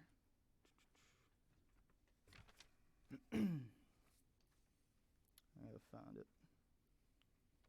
Section 4610.7? I believe so. There we go. So lines 141 to 146, except as otherwise provided, customers should be authorized to bring an action for judgment in the Superior Court in the county in which any portion is located in order for the court to determine whether the system has failed to comply with any part of this chapter except for the findings. And the court may award the customer court costs and punitive damages not to exceed $500. Attorney's fees was taken out of this section to ensure there was no frivolous actions brought. And I believe I've hit most of the high points there, Mr. Chairman. Okay. I believe we have one question. Is that Chairman Dollar or Chairman Werkheiser? It's me, Chairman. Sorry I had to step out. I wasn't here for the beginning, but as the bill was being explained, I just wanted to offer that this was sounding very familiar, and it's because 2 years ago I served on a study committee in which we looked at this, and this, I think, is probably the result of those findings. So that's all I wanted to offer. Very good. Okay. Chairman Dickey? Thank you, Mr. Chairman. Appreciate Chairman bringing this bill. You know, I guess I know we've had some issues with some water sewer systems in our state. But this, and I think they were large systems, but this bill includes some very small systems that, well, I don't know how many systems we have in our state, probably maybe 1,000, huh? 1,700. And here we are. It just gives me a lot of heartburn from a state policy trying to tell each one of these systems how to run their system. Many of them are elected systems, have an elected board, are very accountable to their customers, and here we are putting dollars and cents for things, very minute detail in this bill that will have to be adjusted and changed over time, coming back to this committee time after time. This is just the detail of this is, I mean, there's nothing in here that is unreasonable that I think most systems are already doing, but I just have real heartburn with us telling those 1,700 and many of those small ones unable to do one or two of these things here with websites or that sort of thing. So I just really push back with this bill. Okay, thank you. Chairman Parsons, did you want to respond? I just wanted to say, I mean, I can appreciate what you're saying, Chairman Dickey. You know, this bill actually kind of came out of, you know, the co-sponsor Drenner's some issues that she'd had in her county, and we started looking at it and realized it was, you know, it was something larger than just DeKalb County, because water is a utility. I mean, and that's what this committee is about, is utilities. And we're not looking to regulate it. I mean, if we were, we would be trying to, we'd put it over in the Public Service Commission. And maybe that's where it should be. I mean, maybe it should be. I don't think that's where the water systems want to be. But they, you know, I mean, in all rights, they should be regulated like any other utility. I mean, but we're not, you know, we're not trying to regulate the prices that they charge. This is basically exactly what it says. It's a Georgia Water customer Bill of Rights, just some basic things. I mean, I think you indicated yourself they're all pretty basic. We've had a lot of discussions. I mean, as it stands right now, I mean, we've had so many discussions, but I don't think that there was any of the, we never, at last count, we had nobody, none of the organizations, we had nobody coming to us that actually opposed this. I think that's pretty much correct, isn't it? I answered, I mean, I personally and we together answered a lot of questions, responded, changed a lot of things in response to those. But it's just a Bill of Rights. I mean, I understand, it's not, we're not really regulating them. These are just some guidelines in code, yes, but that they would be required to, abide by. I mean, I do think of those little systems. I know what you're saying, but I also think about the customers. I mean, these are the people we represent. I mean, we represent them too. We represent the individuals out there, the families, and I think that they should have some representation in code to kind of defend them and protect them and I mean what I consider a few basic ways. I mean, I understand. I'm not mad at anybody or anything. I've worked with Representative Carley. I do want to ask the chairman if you would, and that's really about all I have to say about it. If you would recognize at some point Representative Carl Drenner, because I want her to speak on it. Happy to do that, Representative Drenner, but we have 3 other questions. Do you? Okay, thank you. I think. I'll try to answer if you have any. I don't know that I can. But yeah. Okay, thank you. Derek, are you number 4? Yes. All right, Representative Jackson. Thank you, Chair. My question is around line 154, damages not to exceed $500. The reason why I'm asking this question is because this is a real-time scenario with one of the mega churches in my district. They've been told to pay their bill until the situation was mitigated, only to learn that the church was in the right. And so now they're having to wait 120 days to get their about $4,200. And so is the $500 on line 154 the right number? Because some customers is not a resident, it is a church. And so with their situation, the water system going to pay them back $4,200 because I made the phone call. But in the spirit of this bill, with a scenario like that, would this line 154 inadvertently hurt churches, which is also a customer? Mr. Chairman, did you want to respond to that? I don't know what the right number is. I mean, I don't. Blake, when we came up with this number, is this something we negotiated with the water people? Where did we get so $500? that number came from last year. I can't remember exactly. I think it happened in a much larger discussion with several of the utilities and agencies in the room. I'm not sure where that number came from, though. It says, in the event of showing of gross negligence on the part of the community water system, the court may award the customer court costs and punitive damages not to exceed $500. I mean, I think it would, gross negligence may not be the same thing you're talking about with your church. I don't know what the circumstances on the church were. I mean, it might have been something other than gross negligence. I mean, is that true? I was asking Representative Jackson, I said, this is on the showing of gross negligence on part of the community water system. I mean, I don't know what the circumstances were with the church. Was it gross negligence or was it, it could have been something different. I don't know. No, it was learned that the church was completely in the right. And so I don't want to mention the water system, but that they were incorrect. Their meter, from the main line to the meter, belonged to them. And for the last 3 months, they thought it belonged to the church.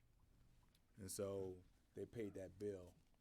But Blake explained a couple of things to me, which this bill will help them recoup those funds within 45 days instead of 120 days. So that's a plus. Yeah. But my concern is still that $500 piece.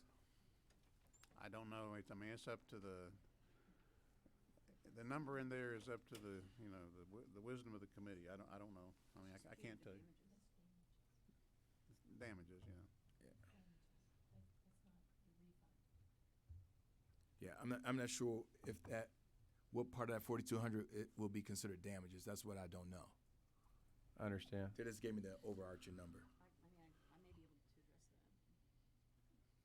Yeah, if you'll Representative Moore. The way I read that sentence, and I can see how to the average viewer it might be a little bit confusing, but punitive damages is like adding extra punishment for bad behavior. So they're just capping that bad behavior fine at $500. Granted, that $500 is kind of arbitrary, but I believe we understand why that was put in there was to protect certain parties. But again, it would not include the actual damages, which is what you're talking about, nor would it include court costs. It's simply a cap on punitive damages. Make sense? Thank you, Representative Moore. Next, we have, let's go to Representative Montahan. Number 2. Thank you, Mr. Chairman. Number 1? Yep. Okay. Thank you, Mr. Chairman. I had a quick question on the bill. Was there any thought, and I don't know, I know that you have many different revisions. Was there any thought placed into having a certain amount of users or taps above and beyond that? That way we don't capture some of the smaller districts that may have different issues or different amounts. A dollar spends differently in rural Georgia than it does in metro Atlanta. And has there been any thought to that at all? I mean, this issue has been worked on for quite some time with a lot of different parties. And so I'm just kind of here at the intersection of that conversation and was wondering if that had been addressed as over this amount of taps or users within ADRESA. I kind of missed the first part of your question. Are you saying should we have addressed different parts of the maybe the smaller different than we did the larger? I'm not sure. Yes, sir. Maybe by not capturing those that are under a certain amount of taps, water taps, or water users. Oh, okay. What line is that? 43 through 45, they tell me it's actually in there. So. What line was that? I'm sorry. 43 through 45. Okay. That's exactly why I asked, Mr. Chairman. Okay. You see how well prepared I am.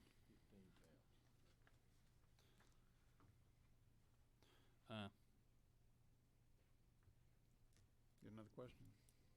I'm good. Thank you. Thank you for that. Do we have any other questions from the committee? Representative Frazier? Yes, sir. Thank you, Mr. Chairman. Let me give you a quick scenario, and maybe you can tell me where in this bill that that I can get some help. I had a resident, not in my county, but in an adjoining county that received a $3,700 water bill. She is senior citizen, never had any problems with her water. Her normal bill is a little bit under $100. She is in the county, so she's on septic, so she just get a water bill. $3,700 shows up. She takes her bill down to the local county to find out why is her water bill so high. Before she did that, she called the plumber out to make sure her house, at $3,700, her house should be floating, correct? But she called the plumber out. No water's under her house, around the house, so we're thinking maybe somebody came and siphoned some water out of her house. She's not sure about that. Neighbors are so far apart. The only recourse she had was to go to the water company, and the water company then sent a water guy out to check the lines to make sure there was any leaks, and she also did that. Now, in spite of all of that, she still had to pay that $3,700 within that time frame, or else she would start incurring penalties. And that's what happened. But she only missed that 1 month. She actually went and paid $3,700 for a water bill. Now, this is supposed to be a bill of rights for customers, correct? This should have protected her. She went to the county, and the county gave her a simple refund of $500. That's all they could do because they couldn't find anything. She couldn't find anybody. Paid plumber, did all of this. Now, that was her recourse. She's still upset about that because she had to pay that water bill, but it was never resolved. It was never, and it could have been a simple misreading of the meter by the meter reader. But the water company said no. So is there any recourses in this legislation where when all fails, that she can, beside having to get a lawyer, can she get some kind of help? And I don't know if she could do anything without getting a lawyer. Chairman Parson. Blake, is there anything?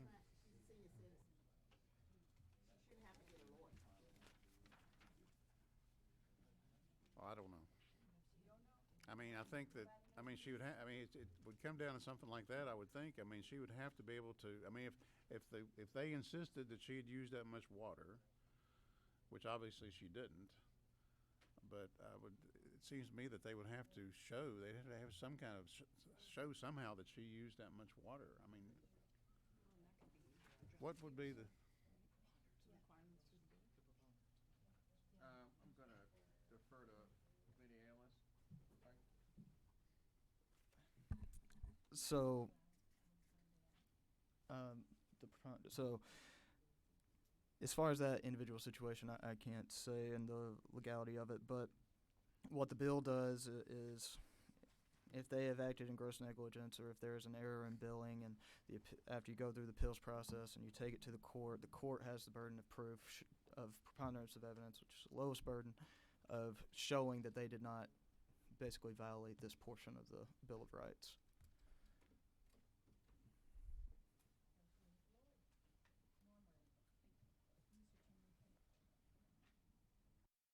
Sure. I'm going to defer to Representative Drenner. Which one are you, Carla?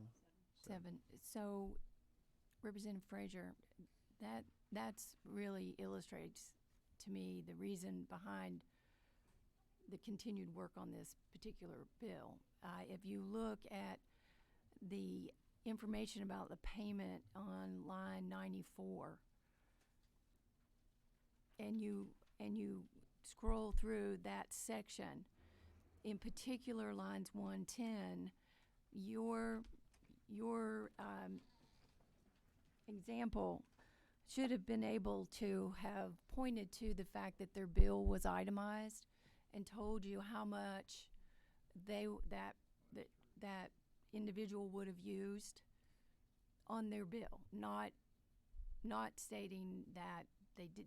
Instead, they had to prove that they didn't use it, right? And then she was liable for that. It was itemized.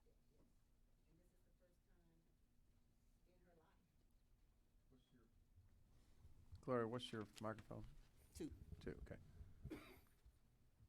We went through all those steps, Carla, Representative Drenner. And till today, it has never been resolved. But in order for her to have water, she had to pay that bill. Right, and because, if you don't pay your water bill, it automatically becomes a lien on your house. The appeal process in the last section of the bill was designed to allow someone to move forward even if they continue to have a dispute. And unfortunately, that may require some assistance, in terms of Representative Moore right here explaining the legalese. She may have needed some help. Mr. Chairman, if I may. That's it right there. Go ahead. When all recourses have been followed, it's not certain that the resident, it was the fault of the resident. It could have been the fault of the water company, but they can prove themselves. They can say, we inputted that meter reading correctly, and then that's their word. So she doesn't have a recourse. She just has to take what they say. So I know we're trying to protect the consumer, correct? That's what this bill is about. And there's nothing in here where when all has failed, there's not any other avenue that we can go through for the consumer without having to go and get a lawyer to go fight for them, which is too expensive. I don't know. Represent. I'm sorry, I didn't mean to speak out, Mr. Chairman, but if you have a suggestion Okay. I mean, I don't know what you can, I mean, in that case, I don't know what you do. I mean, at least we're giving them recourse through the courts. Well, I appreciate that, Mr. Chairman, but I don't see where there's oversight over the water companies. They can make mistakes also. Oh, hey, I'm So- with you. I mean, where do we go if we can prove, how can we prove that they made a mistake? Yeah, I mean, By, instead of putting in 200 gallons, they put in 2,500. I'm not arguing with you. I'm not arguing. I know, but I mean, I'm with you. answering your I question. understand.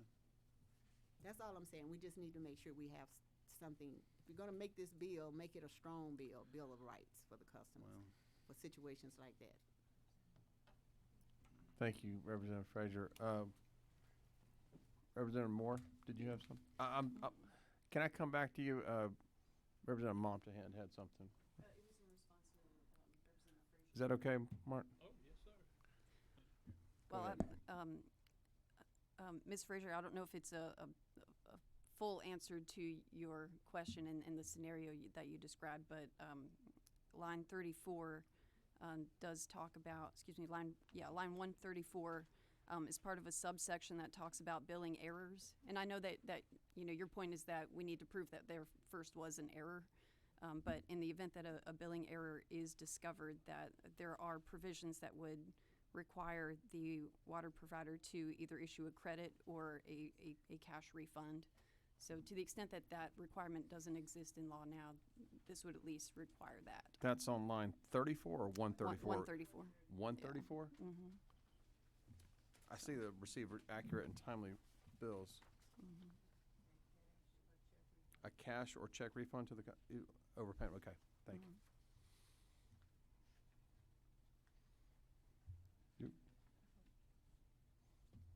Gloria, did you have anything? Any follow-up on that, or can we move on? Actually, she's past this step because the local municipalities say that they can only give her that credit according to their laws, local laws. So the $500 credit is all she can get. And after that, she has to go get a lawyer to prove that they were wrong. So that won't help her. Representative Momdan. Thank you, Mr. Chairman. Representative General, let me ask you a quick question. About how many folks do you have in your county? Do you know? About 1 million. And Representative Frazier, about how many folks you got in yours? 23,000. 20,000. Okay. That being said, I think that the vast majority of these issues happen in these larger municipal water systems and the larger counties, where you probably have some strain on the resources. I know that in rural Georgia, you kind of know the people who are working the desk. If they're taking, the bills or whatnot, then it's a whole lot different idea when you get more rural. And I would see if there would be any room or acknowledgement of a amendment to move that, just so we can. I want to see if y'all can get to a place where this makes sense for more folks on this committee, and that is to almost pilot it in a way that you move it to 200,000 users or more. That way. That doesn't. No. No, it needs to address the people of the state. Chairman, did you want to?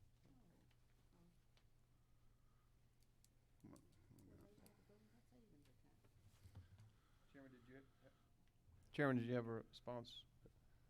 Well, no. I mean, I appreciate Representative Momtahan. He's one of the great committee members. But in this case, I'd have to argue. I mean, that's what we're trying to do is protect. I mean, it really is in my mind, and I think it's the same way with Representative Drenner. We're talking about protecting the citizens of the state. This is a utility. It's water. We don't do that for electricity. We don't do it for gas. We don't do anything like that. Say, okay, we're going to protect the people in the large counties, but people out there, just because you know the guy down at the where you pay your bill or whatever, we know that y'all are good buddies, and he would never try to mess over you or anything like that. We don't do that. I mean, if we're going to try to protect people, we need to protect the people all over the state. I mean, and if we can't, I understand the concerns. if we were trying to regulate, if we were actually trying to regulate this and set prices and things like that, I could see more of the argument against it. But we're really not. It's not that at all. We're just trying to some very basic things, really. I mean, it's pretty basic, I think, in my mind. But you know, here again, I'm not mad at anybody about it. I think it's something good, and we have been discussing. This is at least the third year, at least I think, that we've had this thing. We had it last year, and we've made so many changes, so many concessions, over, especially this last year. And we've had these meetings. I've got to tell you, we've had these meetings, many meetings here about this, and you know, I know the same thing happened last year, but then we get here and no real opposition to it or anything. But then we get here in the meeting, and all of a sudden, especially from our rural people, you know, oh my God, they can't do this. There's all kinds of problems with it, and I mean, I don't think that these are just basic things. You're taking care of people. I mean, we had an argument about in one of the meetings about how much the termination fee would be. And they wanted it to be like, I mean, some people were saying it should be like $50, something like that. And I said, you know, my gosh, do you understand how much $50 is to some people? I mean, $50 is a lot of people to some people. You know, $25 is a lot of people, a lot of money. And I could only base it on. I mean, I was basing it on my own experience as a kid. I mean, my mother was a single mother. She didn't even make $50 a week. And I mean, these are the kind of things that hurt people. And that's what we're talking about, is trying to help people across the state, all people across the state, not just in big counties or not just in little counties, but all the people. I just see it as something, and I mean, I'll stop on that, but I think it's something that we should move forward with, but it's up to the will of the committee, obviously. Okay, thank you, Mr. Chairman. I want to go here to number 10. I believe that's Representative Meeks. Yes, sir. You're on? Yes, sir. Thank Great. you. Thank you, Mr. Chairman. My question is simply this: in terms of implementing this to Mr. Montahan's point, in the more rural areas, do we have a opinion from GMA in terms of the rural areas of what this would do to some of these smaller water systems? Mr. Chairman. I think we've been discussing this with all the parties. I think we have somebody who wants to speak to that. Michael, can you come up to the front of that mic right there besides Matt? Mr. Chairman, I'm Michael McPherson with the Georgia Municipal Association. Thank you, Mr. Chairman. So, first of all, we definitely like to thank Chairman Parsons for his ability and willingness to work with us, and certainly Blake and staff. We've got Pam Burnett from the Georgia Water Professionals with us. They represent all of the different water associations in the state. And so with all that's been done with this bill and all the negotiations we've had, that fact remains the same. It will cost a little more for certain systems that aren't prepared to handle these changes.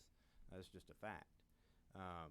But we appreciate the ability to work, you know, with you and talk about these issues that are you know, meaningful in your communities.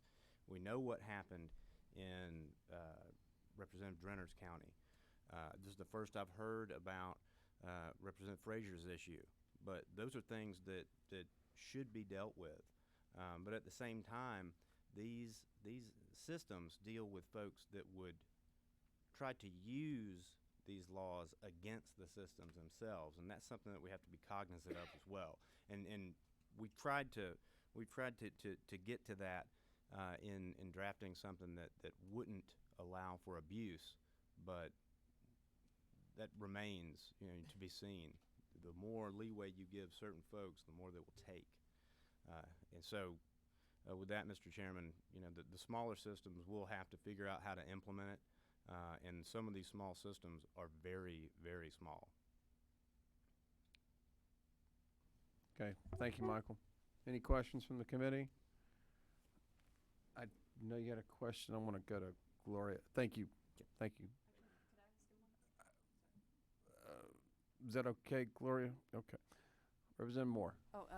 Just a clarifying question. When you talk about some of these systems are very small, what do you consider a small system? I'd have to revert to our experts on that one. She probably knows the range. Pam, Mr. Chairman, is that all right? Well, the bill is talking about systems with 25 or more customers.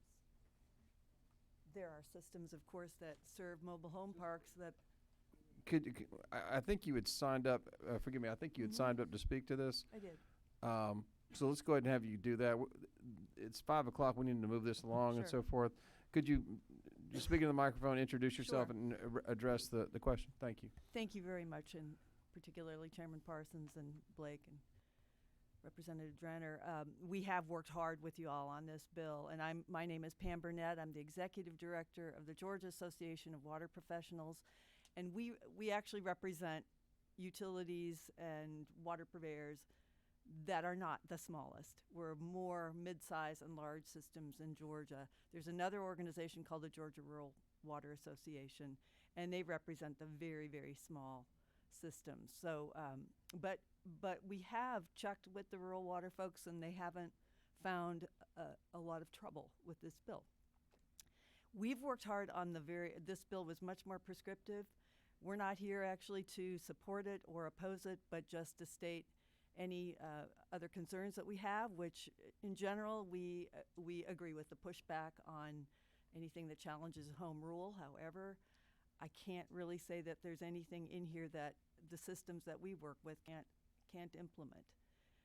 They're typical of very good customer service. We believe in customer service, transparency, and strong practices that protect customers and the water systems. And it is a reality. There are people that will tamper with their meter, will cut off the locks, mess around with valves, and do all kinds of things because the water systems are a little easier to push back on. They'll pay their cable bill, and they'll pay their cell phone bills, but they won't necessarily pay their water bill.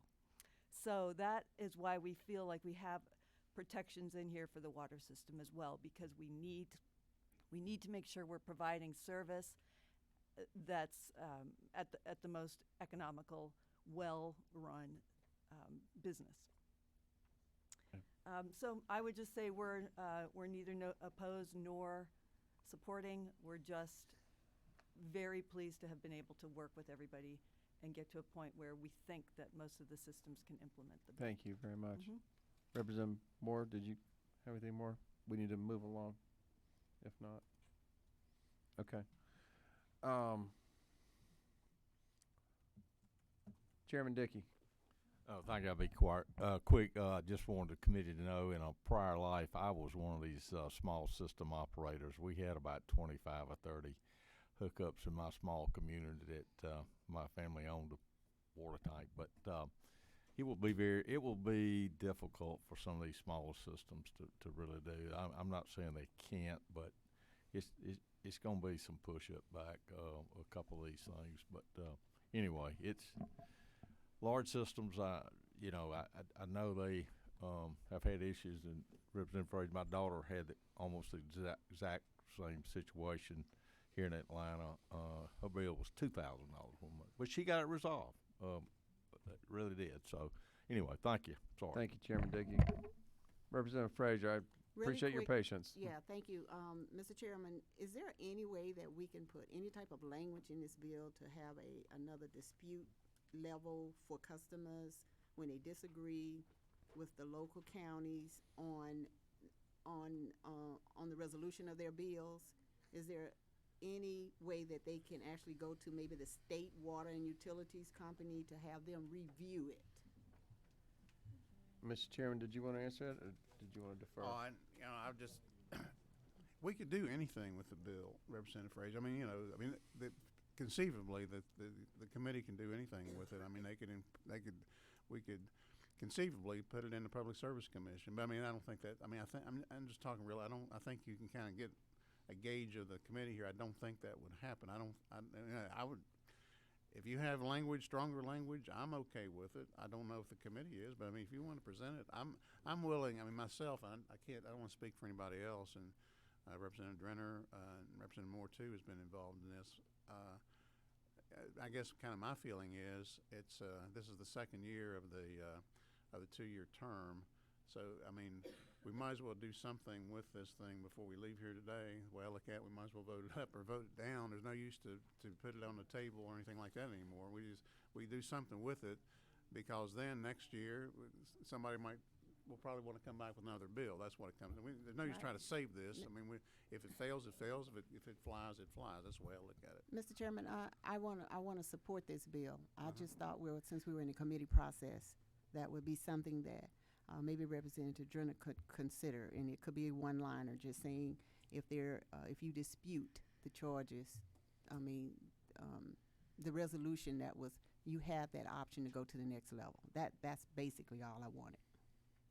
Just another level, and because this is a consumer bill of rights.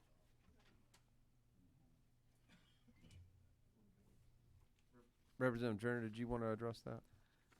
I did briefly, Representative Frazier, that if you were to Google right now, the Georgia Department of Law Consumer Protection Division Utilities, this is what you would find. Every homeowner should know where to call when a problem arises involving one of the various utilities that serve our home. But the answer depends on which utility is in question and who provides that particular service to you. Then in the next paragraph, it says the Georgia PSC regulates public companies offering electric, natural gas, or telecommunications service in Georgia. But it doesn't regulate EMC, city-owned gas, electric companies, cellular phones, cable, satellite services, or water. So there is no other recourse unless you go to your local provider. This bill's intent was to provide and codify best practices. That was it. It wasn't designed to be onerous on a rural water system by asking them to itemize their charges on a bill. It was designed to give recourse if you disagreed with your service provider. It doesn't give the PSC the ability to do anything. There's no requirement for a website. It doesn't include rate regulation. All it does is codify best practices. That's it.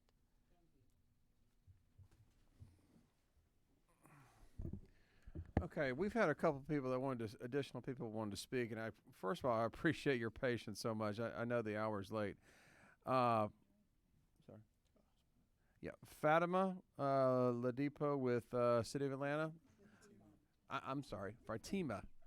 I should know that because you were at Kennesaw State we were there. Yeah, absolutely. I was, Mr. Chairman. Thank you. Can I go ahead? Okay, Please. Mr. Chairman, members of the committee, I'm Fatima Ladipo.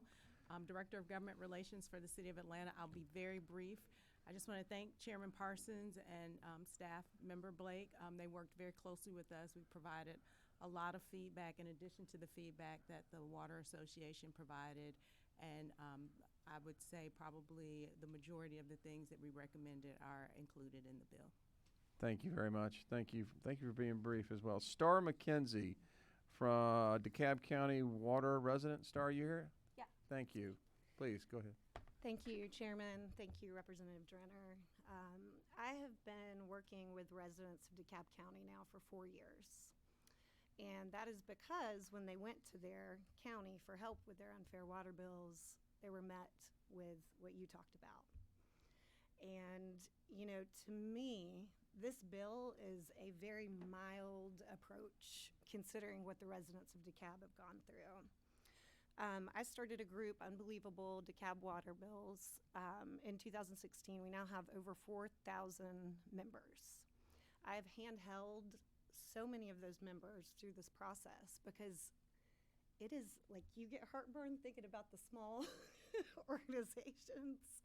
I get heartburn thinking about the 80-year-old woman that comes to me who is lifting her meter lid every single day to take a photo so she has documentation to fight her bill. And you know what? She can bring all that to the county, and a lot of times it does nothing.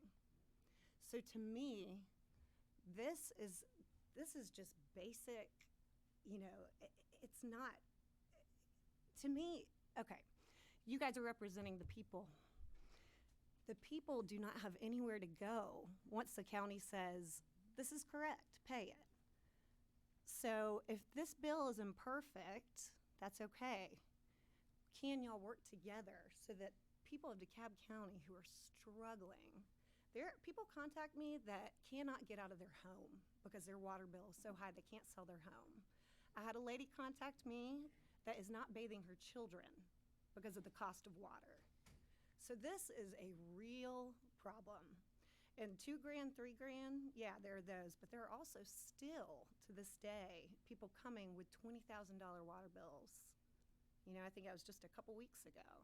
So the processes that the county has put in place, I know there's been a lot of hard work by a lot of county employees, so I want to give recognition to them.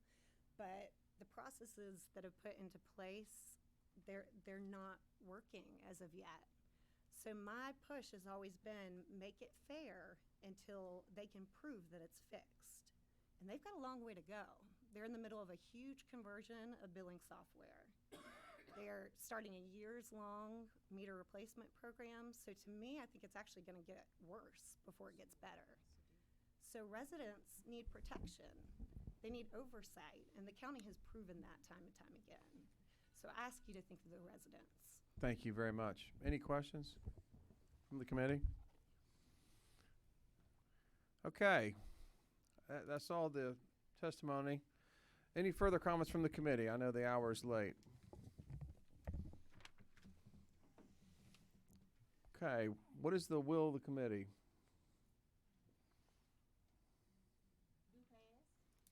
We have a due pass from Representative Frazier.